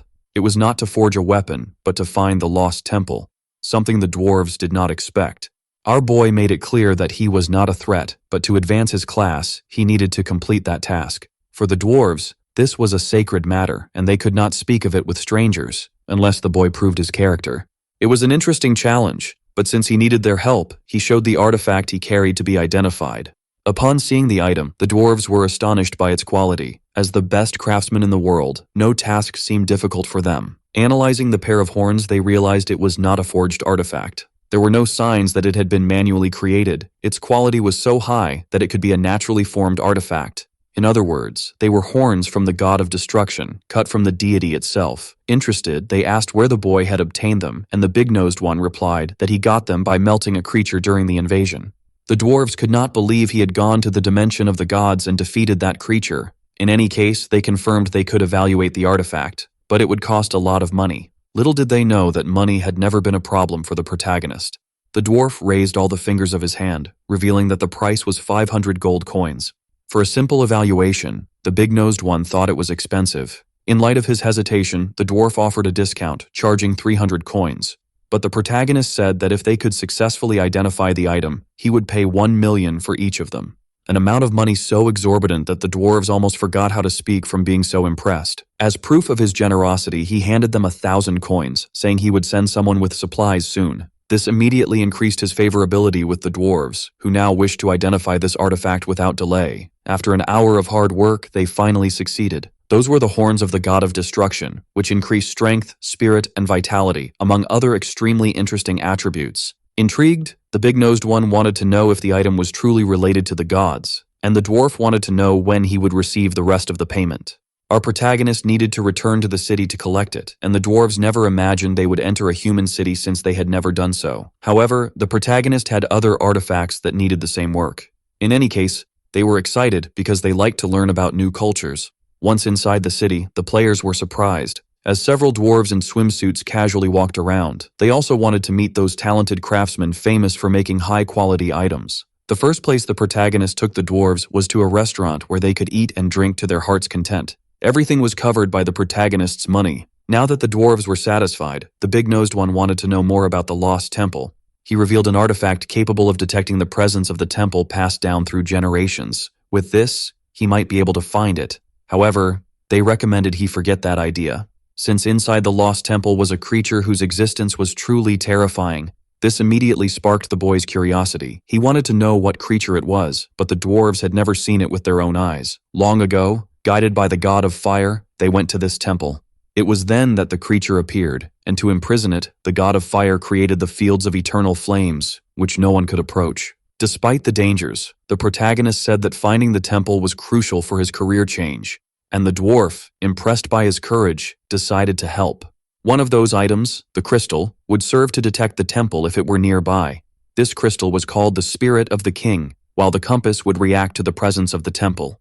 As soon as he received the items, the boy understood that they were of great quality. The crystal, in addition, protected against heat. He became very interested in the crystal, and if there were more, he would like to buy them. But the dwarf said he only had that one. There were other crystals of the same type, but of normal quality, much weaker. After analyzing them, the protagonist realized that they would not be enough, but it was all the dwarf had. In any case, he stated that he would think of a way to work around this situation, wishing that the dwarves enjoyed their meal. The little frog wanted to know what the boy would do about the fire temple. He replied that he needed to take that risk but would not do it alone. Far away, in her temple, the conjurer, with ample attributes and extremely symmetrical twins, was relaxing. She had changed her clothes and, looking at her reflection in the mirror, approved of the color change. But her moment was interrupted when a guard arrived, desperate, informing her that that person had just arrived. It was the protagonist. As soon as she saw him, she realized she would have problems. Disappointed, she asked if this time it was some hideous creature or a powerful dragon, leaving the boy embarrassed. She asked him to get straight to the point. The protagonist replied that he wished to find the fire temple. These words immediately worried her, as the boy seemed willing to provoke a god. She thought it could only be a joke. Trying to convince her, the boy said that the reward could be negotiated, but she seemed unyielding and assured him that she would never accompany him. Then the boy revealed the artifacts received from the dwarves, which at first she judged to be common. But upon holding the compass, she realized it had been made by dwarves. Now she wanted to know why he wished to go to such a dangerous place, discovering that it was about his class change. Faced with his determination, she asked for a week to prepare, but the boy informed her that time was scarce. They needed to leave immediately. The conjurer became worried because they hadn't even discussed her payment. It was then that the protagonist revealed that many treasures should be guarded in that place. Imagining the riches they could find, the conjurer immediately hurried to help him. 2 days of travel were enough for them to reach the incandescent lands. The place was so hot that the conjurer was sweating constantly. She could no longer bear it. But according to the compass's information, they were getting closer to their destination. In that place, various fire-adapted creatures existed, and all were dangerous. Since he was already tired, our protagonist asked the conjurer to take care of that. In the blink of an eye, she completely froze that evil monster. But that didn't seem to be enough. Several similar to that hideous fish appeared, and the conjurer didn't know why they were so numerous. Our protagonist noticed that the compass began to react intensely. Both were surprised by the emergence of a large portal. It definitely must not have appeared there for no reason. That could only mean one thing. It must be the door that leads to the fire temple. Now they needed to hurry because the monsters were approaching to attack. Trying to buy some time, the conjurer attacked those fish with her lightning. Meanwhile, our boy used his money shield to protect himself. He ran towards the portal because he needed to reach it immediately, asking the conjurer to bless him with speed. As she did this, our protagonist reminded her not to forget about her payment. Even using the protection of the crystal, our boy was still taking a lot of damage from the fish's attack. Fortunately, there were only a few meters left until the mysterious passage. Nothing would stop our boy now, not even the fury of a god. Finally, after crossing the gate, our boy was taken to a large hall. He immediately noticed that the temple seemed abandoned. A large stone statue asked the intruder what his purpose was in that place. Our protagonist, being very sincere, said he came to explore those ruins. Smiling, the statue said he needed its blessing to awaken his true potential and should kneel immediately. Our protagonist asked if the second-class change also required a blessing. The statue replied that he needed to thank it sincerely to receive its protection. The little frog did not like those words at all, as the statue seemed very suspicious. In light of the boy's insolence, the statue was even firmer, ordering him to kneel before the great god of fire, asserting that this was the greatest honor he could receive one day. Making flames rise from the ground, the statue asked for his sincerity once more. Thanks to this, our protagonist received significant damage from the fire. Irritated, our boy didn't care if he was talking to a god, as he also had a divine artifact in his hands. Moreover, he was accompanied by the fire salamander that had spontaneously appeared beside its master, sensing the smell of violence. It didn't take long for the creature to attempt to attack that statue. Proving to be truly powerful, it managed to inflict a damage of 100,000 points. It was as if the dragon's hatred for the gods was something impossible to control. Now, with its body quite damaged, the statue was furious with our protagonist, saying that he had made a great mistake since the demon sealed in that place would be unleashed. The system warned that our boy was being hit by a mysterious force and needed to leave immediately. Once again, flames erupted from the ground, causing our protagonist to worry. Now he realized that the god of fire could indeed have become enraged. A mysterious voice said that Hephaestus deserved to die. Our boy didn't know what was happening. After that furious shout, the entire ground shattered, causing our protagonist to fall into the unknown. During the fall, he lost an absurd amount of money due to the shield he possessed, finally landing on the ground and losing nearly 6 million coins in the process. Surrounded by flames, our boy tried to identify where he was, noticing that there was a creature a little distance away. That was the divine phoenix, owner of the mysterious voice he had heard earlier. All its data was unknown. Perhaps this was the creature sealed in the temple. In fact, it asked if our boy was responsible for destroying Hephaestus's statue. Imagining that the creature and the god were in conflict, he confirmed that he had indeed destroyed the statue. The phoenix recommended that he leave the temple while he still could. Otherwise, he would have problems when Hephaestus arrived. Our protagonist didn't imagine that Hephaestus would return, but the phoenix assured him it was true. Once the statue was broken, the god would awaken. The creature also said that it would soon break those shackles, which intrigued our protagonist. He wanted to know why the creature was sealed. Completely furious, the phoenix revealed that it had been deceived. It was ambushed while weak, giving birth to its children. Very interested in these creatures, our protagonist asked where the babies were, as he could save them. The phoenix warned that the big-nosed one was being completely deceived by his own greed, as the phoenix's blood could not be tamed. Our protagonist made it clear that he hadn't come there to entertain this creature, asking the fire salamander to show what it could do. As soon as she saw the dragon, the phoenix was left speechless, as it should be impossible for a human to tame it. Finally, she realized that the ancient dragon god must have chosen a human, being the only possible explanation. Now, out of patience, our boy wanted to know where the phoenix's offspring were. Believing this was part of destiny, she handed him one of her feathers, as it would serve as a compass in that sea of fire. Our protagonist was very excited about the possibility of having another mythical creature by his side, but the little frog made it clear that he was celebrating too early, as they still needed to cross all that fire. It was then that our protagonist realized the vastness of lava surrounding him, but if it was to find a mythical creature, he was willing to enter that fire. Fortunately, the crystal's protection prevented 95% of the damage caused by the flames. Walking over them, it was only a short distance before our boy finally reached his destination. He found a large phoenix egg atop a chalice. This was the true reward he had come to seek. Once in possession of the egg, the big-nosed one began to get quite excited. As soon as he took it out of the chalice, another mysterious voice emerged, asking who was there. Next, our boy ended up being hit, and even his shield couldn't withstand that impact. From the lava, a large hand emerged, leaving the little frog completely terrified. There was nothing else to do but run immediately. Returning to a safe place, the phoenix was very surprised that our boy had managed to come back alive. After all, he was only level 40 and a normal human being. Breathless, the big-nosed one replied that stealing an egg wasn't that difficult, and it wasn't his first time. Now the god Hephaestus spoke to him, outraged at having his statue destroyed and the egg stolen. Our boy's crimes were unforgivable. The phoenix strongly recommended that the big-nosed one flee that place before it became impossible. When the egg hatched, the creature would certainly be able to tear Hephaestus to pieces.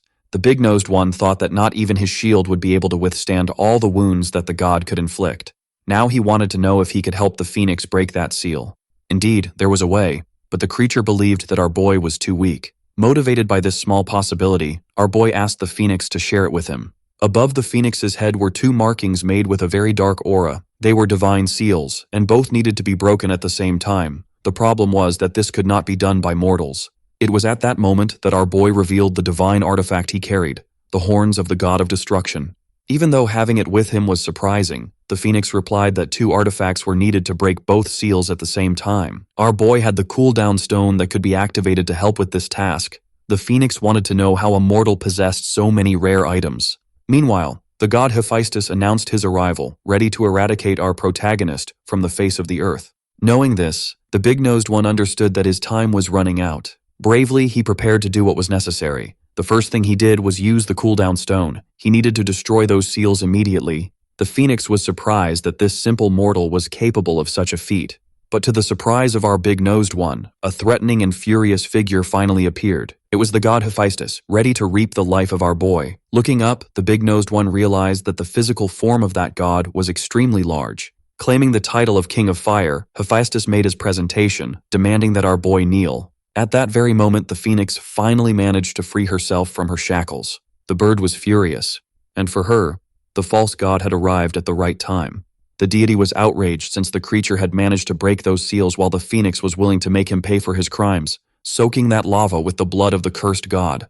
Only in this way could she cleanse the shame of having been deceived and imprisoned in that place. Watching everything from a safe location, our big-nosed one was surprised by the great power of these creatures. Hephaestus believed that since the phoenix had been sealed for several years, she would no longer have all her power. However, the creature was motivated by hatred, ready to annihilate the false god. The battle between them was extremely fierce. The force of the impact of their blows ended up throwing our big-nosed one far away. Fortunately, he managed to activate his shield to survive the impact. It didn't take long for Hephaestus to have one of his arms completely destroyed.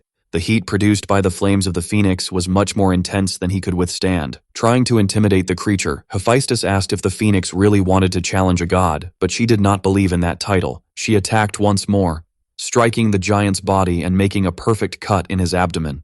After that, he fell defeated to the ground. An impossible outcome had been achieved. Completely terrified, the big-nosed one understood that the phoenix's claws were indeed brutal, capable of cutting even gods. Now that divine blood had been spilled, the phoenix would be reborn with her flames. Quite intimidated by the display of power, our boy was willing to return the phoenix's egg to its original owner. However, the creature made it clear that this was a misunderstanding. In fact, she should be thanking our protagonist. She even gifted the big-nosed one with two objects that came from the blood of that god. They were drops of Hephaestus's blood, an extremely valuable item. Our protagonist felt flattered to have received such a gift. The phoenix said that this item would aid in the birth of her offspring. Despite many years having passed, the egg had still not hatched. It would be up to our protagonist to find a way to make that happen. As the place was about to be completely destroyed, the phoenix thanked for the help and began to flee. Our protagonist knew he needed to do the same, but wanted to collect the items from the place. He managed to rescue a spear that, for the phoenix, was nothing more than trash. But that was the divine staff of Hephaestus, a truly sensational item for a player like our boy. After they had wasted enough time, one thing became clear. It was time to leave. Our boy followed the path left by the phoenix. Outside, rare lightning filled the sky. Many statues were gathered in the divine dimension. The consciousness of Hephaestus returned to his body, and he realized that his avatar had been destroyed. Another god beside him asked why Hephaestus was so enraged over an avatar. Only then did he reveal that he was guarding the phoenix from death. Now things were complicated. Another creature said that the phoenix was crucial for the plans they had. They even consumed the deity itself to manage to seal it. Hephaestus failed them all. Outraged, the gods wanted to punish Hephaestus, believing he was incompetent. Amidst all those gods, one with large horns on his head commanded everyone to be quiet. They had spent several years accumulating divine essence, and it should have been enough. They needed to eradicate the source of the problem. Outside the fire temple, the powerful and intricately detailed conjurer awaited. Analyzing the portal, she knew that soon the temple would shatter and thought that our protagonist might have lost his life, until she was surprised by a magical circle in the sky from which the phoenix and our boy emerged. She was impressed that he had managed to escape alive once again. Moreover, she immediately recognized that phoenix. It was the phoenix of death. It was inexplicable how our boy had managed to associate with a creature of that level. Before them, the enormous creature began to flap its wings. Bidding farewell, it wished that our protagonist could hatch that egg, for they would soon meet again. Still very frightened, the big-nosed boy noted this message. Examining the egg, the conjurer asked if he had really done that, as surviving was already an extreme feat. Coming out with a reward was even more impressive. She decided to take a look at it too. Only then did our protagonist show what he received from the phoenix. The conjurer was quite impressed when she saw that divine blood. The system notified that by coming into contact with the item, our boy received the divinity of the god of fire, which was very good for his attributes. Even the little frog was strengthened, advancing its class to god of wealth. Our boy was so powerful and so rich that things would certainly become very easy from now on. Examining what had been strengthened in his class as a tamer, he was left speechless. Now he was capable of strengthening a beast of king level to mythical level. Even the conjurer was startled by the potential of the hidden classes. While they were talking, the phoenix egg began to move. Our boy was very surprised as he did not expect it to happen so quickly. Through the system, he discovered that in 72 hours the egg would hatch. It could be that his new divine power had accelerated this process. Thus, it was time to return home.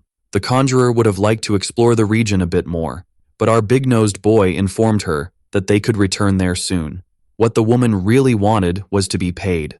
Finally, after that intense and heated adventure, our boy returned to the city. He went directly to a building where two people were arguing intensely. Once inside that place, the big-nosed boy asked what was happening. It was the dwarf and the governor of the city. Dressed in a very strange outfit was the governor, which made our boy ask what he was doing. This was definitely a very curious situation, and indeed the governor agreed with that. It was a bit complicated to describe. The guard who was there informed our protagonist that the governor was doing that to rebuild the city. Since the dwarves arrived, the governor had been trying to get them to cooperate in the city's reconstruction, but these people were difficult to negotiate with, and this only made our protagonist ask why the governor was in that costume. That was when the guard revealed that the governor discovered that the dwarves liked rice a lot, and that was why he was dressed as one. The poor guard lamented the governor's situation, who was doing everything to gain the dwarves' cooperation. Our protagonist asked the guard to inform the governor to change clothes immediately, as he would personally handle the situation with the dwarves. Aware of what was happening, our big-nosed boy realized that the dwarves were very stubborn. Entering Thor's workshop, the dwarf, thinking it was the governor, ordered him to leave, even though he was a friend of our protagonist, as he was already fed up. But he was surprised by the arrival of our boy. Treating him very politely, he asked if he had really managed to find the fire temple. Indeed, that was exactly what our boy did. Surprised by this discovery, the dwarf wanted to know if his people could be taken there, but unfortunately, that would not be possible.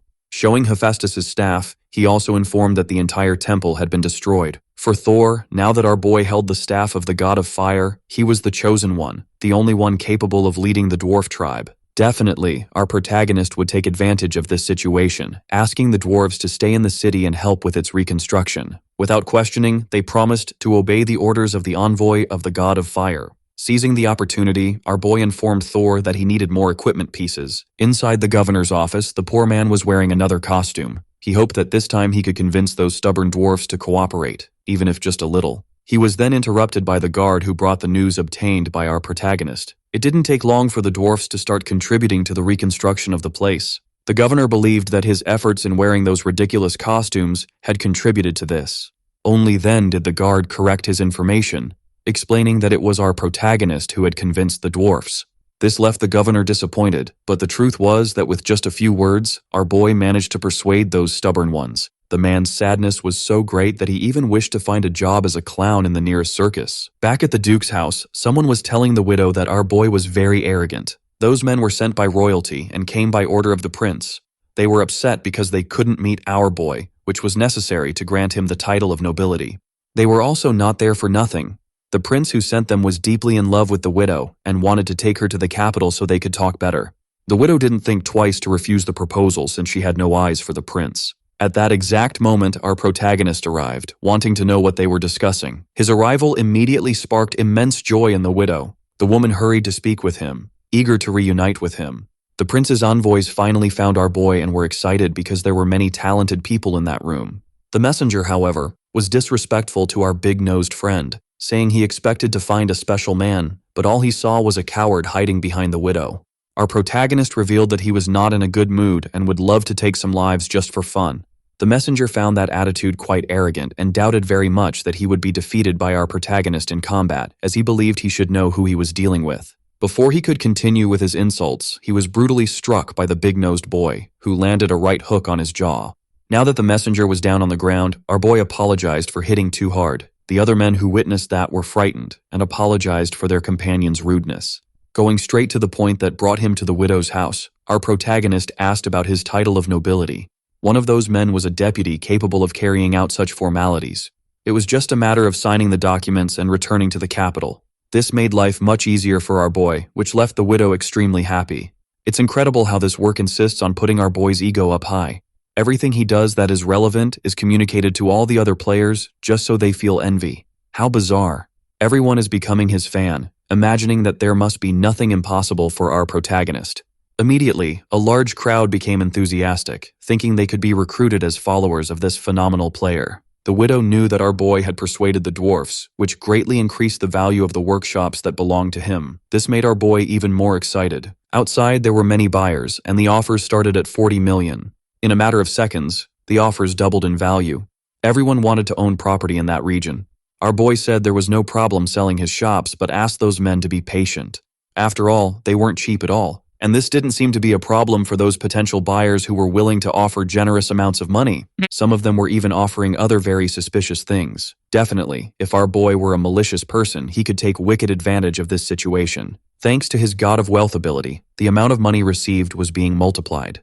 Back in the real world, he realized that in the forum, he had once again become a topic among all the players. By managing to establish the dwarfs in that city, it was growing and attracting foreigners.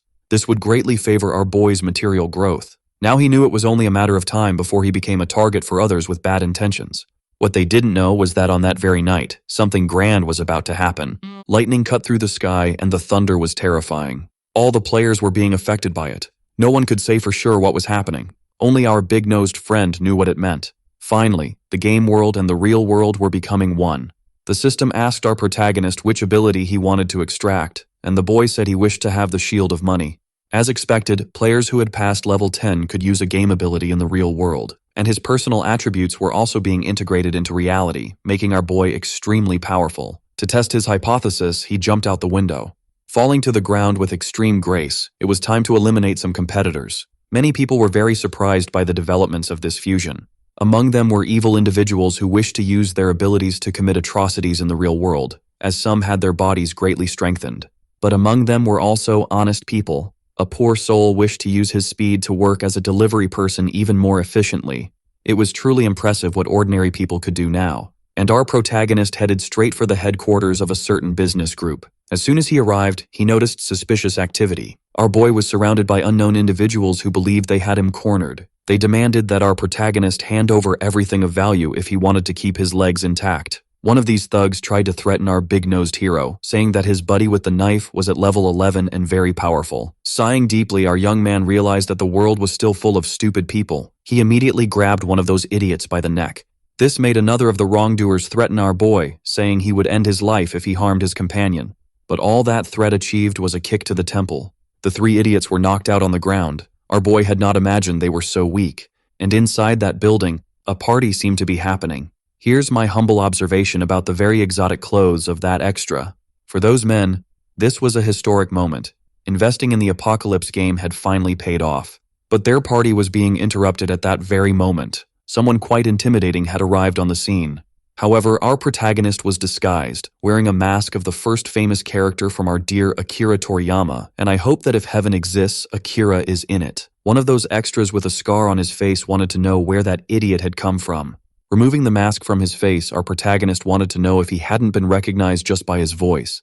Those people immediately recognized him. Some believed he had been involved in a car accident. Mocking and belittling our boy, that scar-faced guy wanted to know if he had come to beg for money. But the truth is that our big-nosed hero was there to make things very clear. He knew that the accident that caused his parents' death had been caused by those people, and the man did not feel intimidated by the accusation. On the contrary, he wanted to tell the whole truth. One of his henchmen tried to interrupt the confession since the scar-faced man was very drunk. But before he could do anything, our protagonist placed one of his fingers directly on that extra's idea maker. Since he was asking the questions in that place, he didn't want to be interrupted. He wanted to hear the truth now, and it was best that they did as he was asking, as this could contribute to a peaceful death. The extras couldn't believe he had pierced a skull using just his finger. That shouldn't be possible. One of them began to suspect that our protagonist might be the famous player of the Apocalypse. Hearing this conjecture, our protagonist realized that not everyone there was so stupid. Still, the scar-faced man did not feel intimidated. In fact, he doubted very much that our protagonist could be someone so relevant. Then, approaching our boy, he confirmed that he had been responsible for sabotaging that vehicle. Everything exploded according to his plans. It was just a pity that that orphan hadn't died too. After hearing that, our boy found himself deeply immersed in a hatred he had never felt in his entire life. Even so, the idiot continued mocking the situation, believing that nothing would happen. Taking advantage of his monetary influence, he ensured that whoever killed our boy would receive a quality gold-level equipment. But none of those people had enough courage to try anything against our protagonist. And to make matters worse, our protagonist asked who would be brave enough to try something. Then he immediately grabbed that idiot's finger. Ensuring that he wouldn't have a quick death, he said that every bone in his body would be fractured. Our boy started with the fingers. After making him feel a bit of pain, he slammed his head against the ground.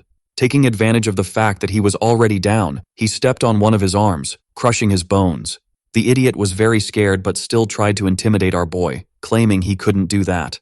Taking advantage of the situation, our big-nosed hero tried to make that man tell the whole truth to the people who were there. Unfortunately, it took too long, and he ended up having his skull crushed. Those very rich extras were terrified. The heir of that large business group was no longer among the living, and the people decided to revolt against what had happened. The truth is that many of them did not know what had really occurred and were feeling disgust for the one who had been crushed. But for our protagonist, it was all just a fake act. He claimed that none of those people would escape. Everyone needed to know the fury of his fists. Running in desperation, it was every man for himself and God for all. But none of them managed to escape the building. Our protagonist was having fun. After 10 years, he achieved his long-desired revenge, and it lasted less than he wished. Leaving that place, our protagonist departed with a clear conscience, leaving bodies scattered on the floor. Far from there, a very rich person discovered that his power had increased significantly thanks to the game Apocalypse. With his current attributes, he could dominate a large army and take control of the company. But one of them, with a lot of common sense, knew there was a player at level 40, and he was the real danger. These men believed that their numerical advantage would be enough to intimidate him. While they were talking, the wall broke violently. Our protagonist appeared, saying they no longer needed to wait. None of those men expected to be found that way, especially since that location was secret. Motivated by revenge, our boy knew those people would plan to attack him in the future. That's why he was resolving the situation before it happened. Those poor extras could do nothing but scream in pain. Once again, our boy left with a slightly clearer conscience. Only this time, he left the building engulfed in flames. Back on the city streets, chaos took over everything. People were out of control. The army was mobilized to contain the population. They did this to preserve the little order that still remained. Our protagonist ended up surrounded by several of those men. Among them was the city governor, who approached him to introduce himself since he needed his help. Our big-nosed friend asked him to get straight to the point and not beat around the bush. As he could have already noticed, that city was succumbing to complete chaos. To preserve order, he hoped our boy could contribute in some way. In fact, he was inclined to help, but had a request to make in return. In the players' forum, our boy's identity was no longer a secret, and many people were surprised to know who he was, including that extremely manipulative and toxic girl who had discovered this too. She was already deeply consumed by her own madness, attributing the consequences of her own actions to her deceased boyfriend. If it weren't for that, she would still be with that stubborn jerk and now regretted having treated him poorly. Completely dissociated from reality, she still believed she could approach him once again. Back in the game world, players were commenting on what had happened in that region. Order could only be restored thanks to our protagonist's interference, who had become a hero. And after resolving the situation in the real world, he returned to the game, noticing that many people were talking about him. As he had many matters to resolve, he went straight to the dwarves' workshop. Thor was already eagerly awaiting his arrival. Our big-nosed friend brought interesting equipment blueprints and asked the dwarf to take a look. That was the claw of a level gold beast, and our boy wanted to know if it could be forged. The dwarf was impressed with the quality of that design. As long as he had the necessary materials, he could craft it. Our protagonist revealed that he had the blueprint for the complete armor set, which left the dwarf even more surprised. He wanted to know how long it would take for everything to be built. Putting his hands to his head, Thor revealed that with the help of his assistant, 3 days would be more than enough. With the deadline agreed upon, the two said their goodbyes. Our boy immediately went to the Beast Tamer's building. The person in charge of the place was honored to receive our protagonist once again. He even praised the little frog he carried on his shoulders, saying it must be a very honorable beast. But this comment only offended the extra, who honestly did absolutely nothing. Our boy was there to buy equipment for his beast and wanted to find the best available. What he particularly desired were the special fruits of levels 4 and 5, all of them. The seller immediately began packing the order. Gathering all the fruits, he placed them near the dragon and the phoenix egg. Our boy asked the salamander to eat slowly so it wouldn't choke. Examining the salamander's attributes more closely, he noticed they were so enormous they could no longer be measured. And in no time, the creature managed to consume all those fruits. Unfortunately, our boy had to wait for the egg to hatch and for his equipment to be made. He was very anxious. To pass the time, he decided to go to the mysterious forest aimed at players between levels 40 and 50. He went there because he wanted to gauge the strength of his dragon. Horrific creatures approached them intending to have a little fun, but the salamander spat fire violently. It easily defeated all the monsters that got too close. Thanks to this, they continued leveling up, but since they were already above level 40, they needed a lot of experience. Highly motivated, our protagonist wanted to enter the deeper region of the forest. In the game's world ranking, our boy was so far ahead in first place that there was no second place, as the difference was enormous. Some people wondered how our protagonist managed to be at level 40. Certainly, gaining levels from now on would be much harder, and he wouldn't progress at the same speed as before. Other players thought they would never reach level 100, as it had taken them months to level up just once.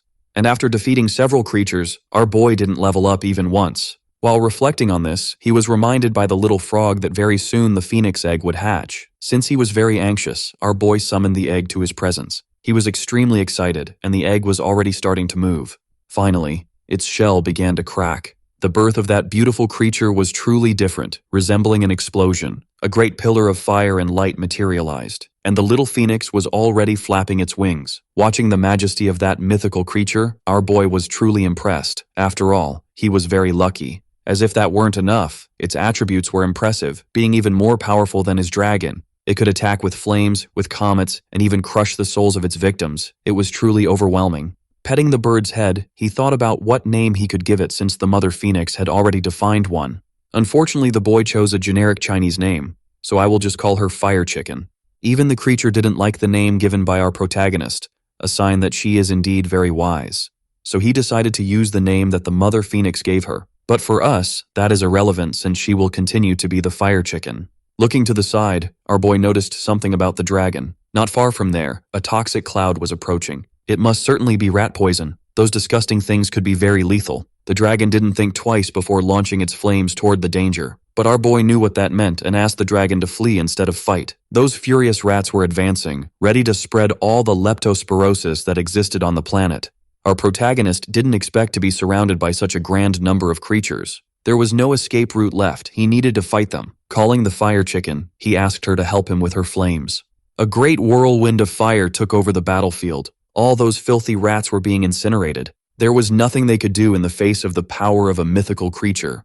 Our boy watched, impressed by that spectacular display of brute strength. And for the fire chicken, that was nothing. She hit what remained of the rats with an even more powerful attack, causing our protagonist to level up. Finally, he found a bit of joy. After all, he realized that with the fire chicken, gaining levels wouldn't be difficult. And once again, the work showcased our player's feats to all the other participants in that world, who were impressed that he had gained 2 levels so quickly. While they commented, our boy ended up gaining another level, which was truly impossible. Soon, the crowd grew even larger as he was gaining levels like a beggar receiving coins at a busy intersection. It didn't take long for this topic to go viral. On the game forum, people couldn't stop talking about how our boy was achieving such absurd progress. The boy with the disproportionately exaggerated nose had exterminated all the poisonous rats within a 2-kilometer radius, gaining a lot of experience. All thanks to the combined action of the fire chicken and the powerful salamander. It was time to go even deeper into the forest to continue leveling up. The first thing they encountered was an even larger number of poisonous rats. And like a true Pokemon master, our big-nosed boy ordered the powerful salamander and the fire chicken to work together. The animals charged into the attack impetuously. They incinerated all the enemies in their path. Thanks to this, our boy received a lot of experience, leveling up to level 48. Only then did he realize that there was an unread message in the system. He was informed that the item he had ordered was finally ready. This was the sign that he needed to return to the city. Once there, he immediately went to the dwarf's workshop. Already knowing the news about the equipment, he was quite pleased when Thor presented that work of art. During the creation of the gauntlet, he discovered hidden functions. As soon as he held it in his hands, our big-nosed hero got a sense of what the gauntlet was capable of and was ready to test it in practice. In addition, there was also the helmet that the dwarf made for the beast tamer. With this new equipment, our boy was ready to ride a dragon and fight for Sauron's empire. He truly looked like a Nazgul. The sum of all his attributes was now truly terrifying. But to the little frog, he had become ugly.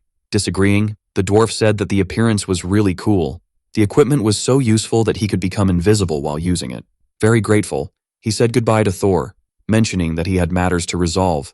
Back in the city center, our boy heard rumors that something had happened in the neighboring city. The little frog who was with him was a big gossip and was eager for our boy to ask someone for a mission, and already knew who to do that with. Far from there, the powerful conjurer was studying when one of her servants interrupted her, stating that there was a visitor outside, but she didn't want to attend to him as she was busy.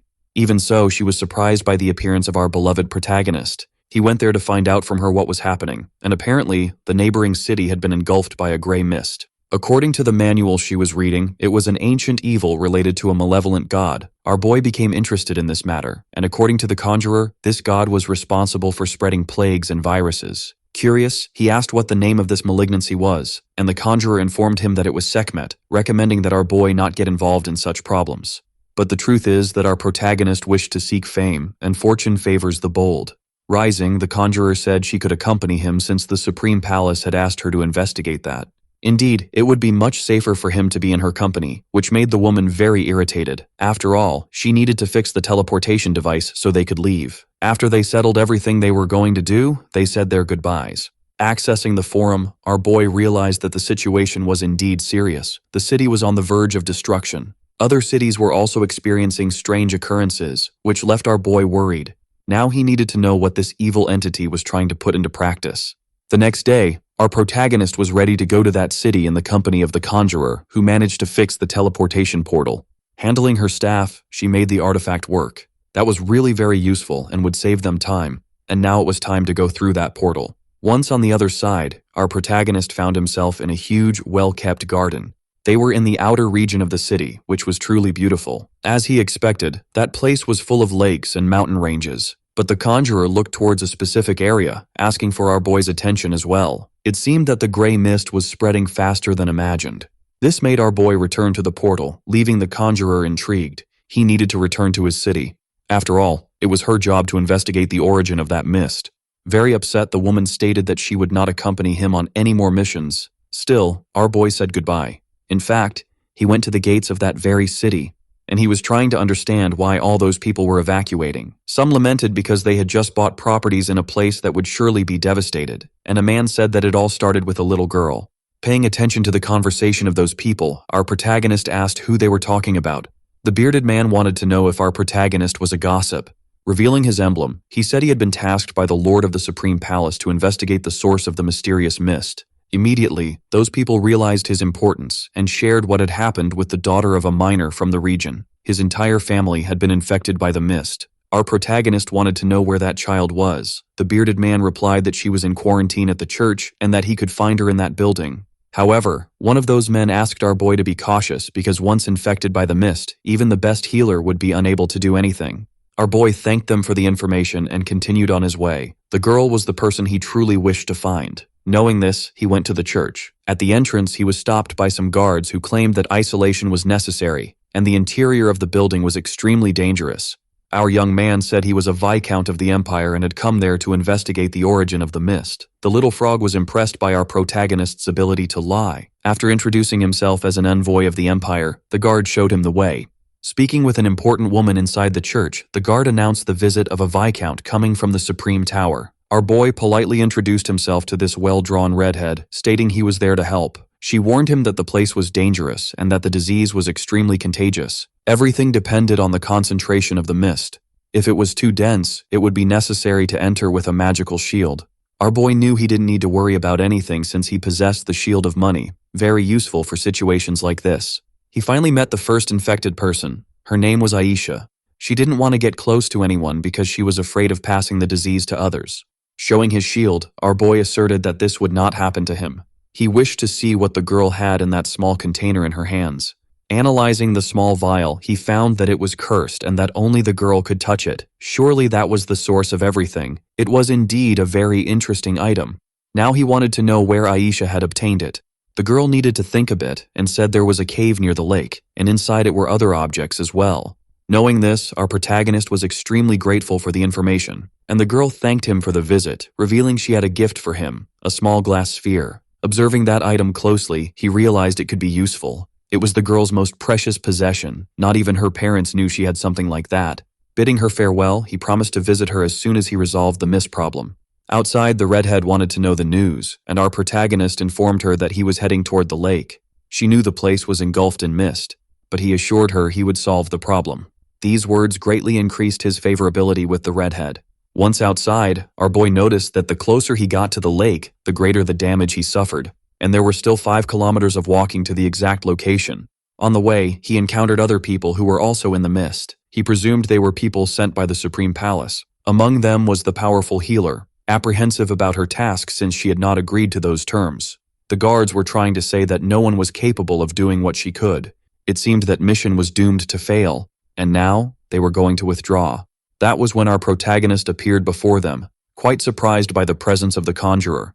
Looking at him, the woman asked what the big-nosed guy was doing there, and the guards were impressed because the conjurer was a very important woman and knew that man's identity. She immediately realized that our boy had not returned to the city. In fact, he had gone to the village with problems to gather information. Our boy wished they could work efficiently, announcing that he would set off once again. The guards were impressed by his courage, especially for speaking so casually with the conjurer. Now they wanted to know what they needed to do since his bravery was enough to try entering the mist again. After finding our protagonist, the conjurer did not want to give up on that mission, but it would be up to those men to decide whether they would accompany her or not. The deeper he went into the mist, the more damage our protagonist suffered. It was a sign that he was getting closer to his destination. After much walking, he could already see the lake on the horizon. The scene was not pleasant. Several creatures had been annihilated by the infection. He needed to find the source of it all immediately. And just as the girl had said, there was a small access point in that place that led to a cave. Following her directions, he entered that place. Inside, there were several lilac crystals, and at the end of what seemed to be a corridor, our boy saw a red light and decided to inspect it. That light concealed a portal that led to a secret basement.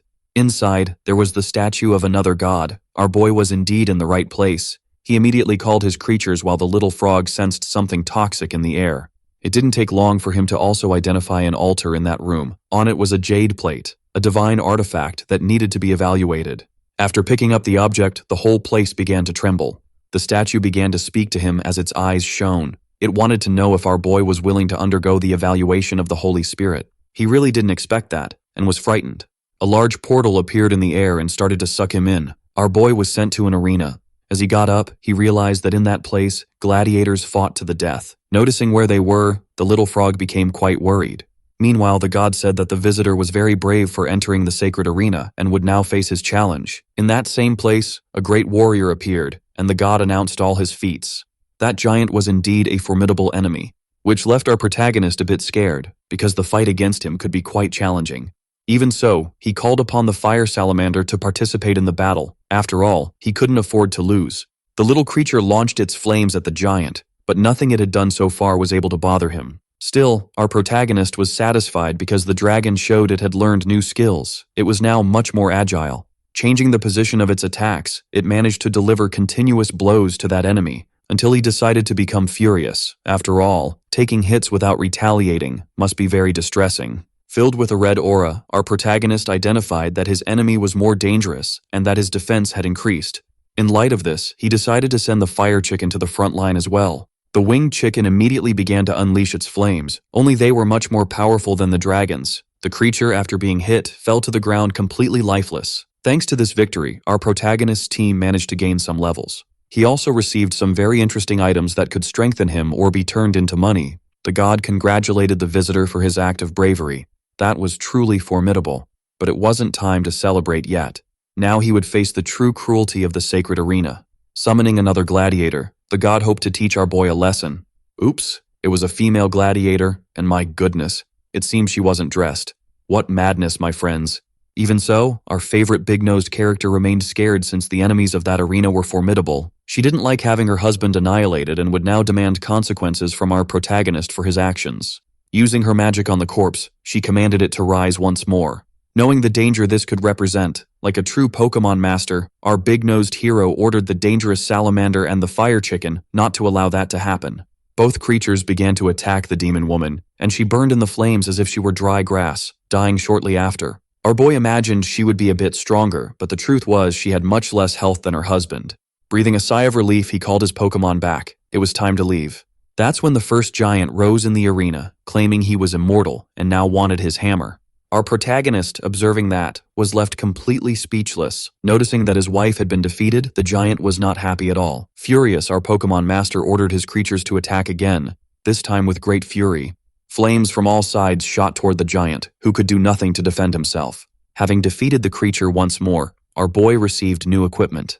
Among them was a rather interesting epic-level dagger. The god recognized the strength and bravery of our warrior, stating that the path of holiness awaited him. Now it was time to unleash the destructive power of the Holy Spirit. Our protagonist wanted to know what the mechanism behind that arena was, not realizing that a huge figure had emerged from the ground. It rose over that place. Everything indicated it seemed to be an altar, and at its base, another jade plate appeared. Inspecting the item, our boy asked if it was a weapon, but the mysterious voice commanded him to return the plate to the altar. It was the statue that said this, also stating that our boy was not qualified to interact with that artifact. Looking at that mysterious figure, our big-nosed hero imagined that the statue was the entity behind the evil mist. For the dragon, that phrase was enough. It was already completely enraged. Charging into attack, even our Pokemon master didn't know why his creature was out of control. Flapping its wings and screaming furiously, it tried to attack the statue, which was completely destroyed by the sound of its voice, revealing something that had been hidden there to our boy's surprise.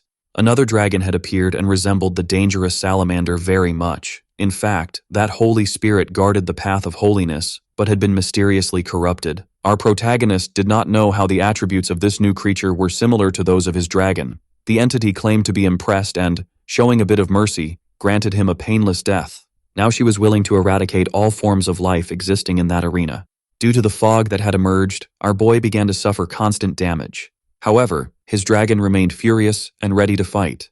Meanwhile, his enemy was using forbidden techniques to keep his identity hidden. This forbidden technique seemed to have prevented the dragon from continuing to attack. In light of this, our big-nosed hero decided to use his other Pokemon, the fire chicken.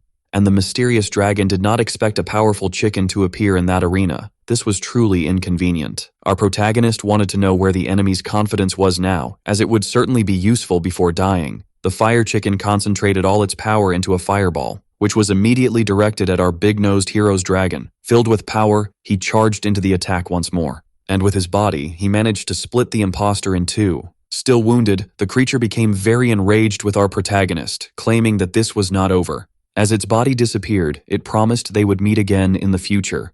The mysterious voice thanked the visitor from another world for freeing them from Sekhmet's influence. If he ever had the luck to meet the Holy Spirit, he would be qualified to embark on this path, receiving a certificate for it. It was a jewel, the guide of the Holy Spirit. Our boy had not imagined he would receive such an artifact inside that cave, and for completing the arena challenge, he was being transported back. Outside, in the plains, the soldiers of the powerful conjurer claimed that the fog was becoming increasingly dangerous. Those men were very worried about a friend of the conjurer who might be in great danger, but she was sure he would not die, as even cockroaches can withstand a great amount of radiation. While they talked, the fog began to dissipate throughout the region. Our protagonist also appeared in the middle of the plain. The conjurer was already certain that he was involved in the disappearance of the fog. Very curious, she wanted to know what he had done to solve all of that. Our boy said he found a statue, and all he had to do was smash it.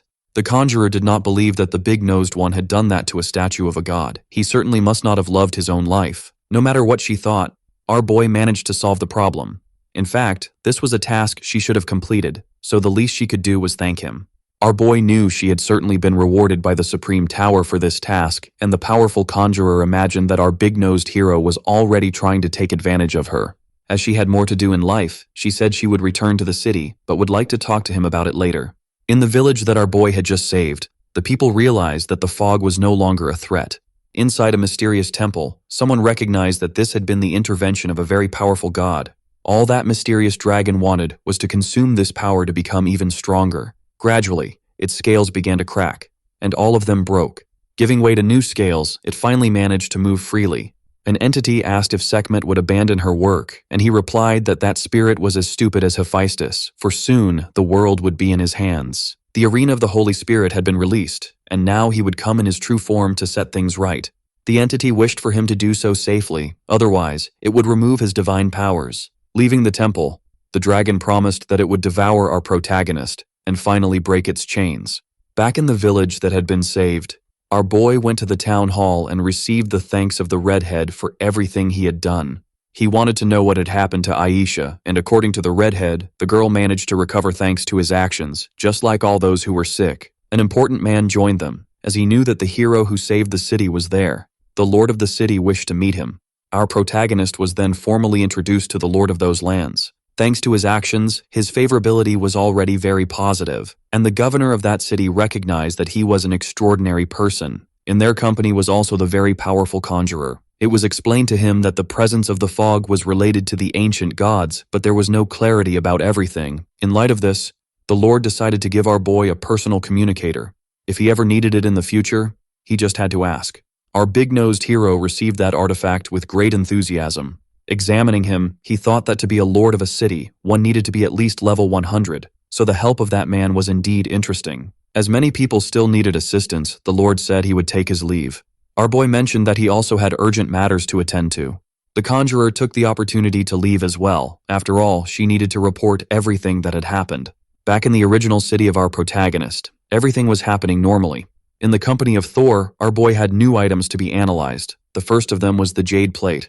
And being extremely honest, the dwarf said it looked very much like the plates that dwarves used to eat. He sensed a peculiar smell from it, something he hated, and that was limiting the power of the artifact. Wielding his hammer, he promised that he would make the artifact shine again. Very worried, the bearer of the prominent nose asked him to be very cautious.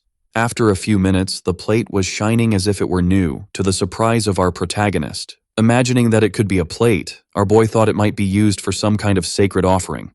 This only left him even more confused. Without answers, he decided to keep the plate for now. He also told the dwarf that there were more equipment outside to be analyzed, and Thor promised he would do everything that was asked of him. In the streets of the city, the frog praised our boy's determination, who was already almost at level 50 and could take on another level challenge. In the company of his dragon, he decided to find an interesting place to pass the time. They went to the devastated lands inhabited by dangerous scorpions. The frog was surprised by our protagonist's courage to fight against creatures above level 50. If he were attacked by them, he would certainly be in serious trouble. But our Pokemon master knew exactly what to do in such occasions. The fire salamander was already spewing its terrifying breath towards the monsters. The scorpions tried to flee from the wave of destruction, but there was nothing they could do. They were being annihilated as if they were pests. As if that weren't enough, in addition to the dragon's presence, our boy also summoned the fire chicken, and it proved to be much more devastating. High above, it accumulated its thermal energy. It melted any scorpion that was still alive. Those poor creatures were annihilated as if they were worms. The magnificent area attack was truly impressive, which left our protagonist excited. Thanks to that hunt, he managed to reach level 50, receiving other benefits. Now he was able to use the Eye of the God of Wealth. With the money, he could visualize specific information about his adversaries. The dragon also became much more powerful. It was practically an unstoppable creature. Once at level 50, it was time for our boy to take on the level challenge. He returned to the interior of the city, heading straight for the Lord's mansion. Inside, he began to talk to the governor, who was surprised to learn that our protagonist was going to the capital of the empire. Unfortunately, the teleportation device they used had been destroyed in the last invasion, which complicated our boy's life a bit. However, there was a hidden teleportation device inside the widow's mansion. Our boy was slightly familiar with this information, so he went to her house where he was warmly welcomed. Our boy continued to treat that woman with great politeness. He revealed that he had come there for a very serious matter. He needed to go to the capital of the empire immediately. Sophia offered her magical teleportation training to be used. As they headed to the location, the widow warned that it had been a long time since the last activation. She was still a young girl and didn't know if it could be used again. Even in light of these risks, she began to activate the device. The magic circle was now glowing, and our protagonist was very excited. After receiving her help once again, our boy didn't know how to repay such kindness. He promised that he would return after completing his challenge. Sophia wished for him to send her regards to the king. Our boy assured her that he would convey her words. Then the widow asked him not to forget to return to her one day. My God, how cheeky this woman is.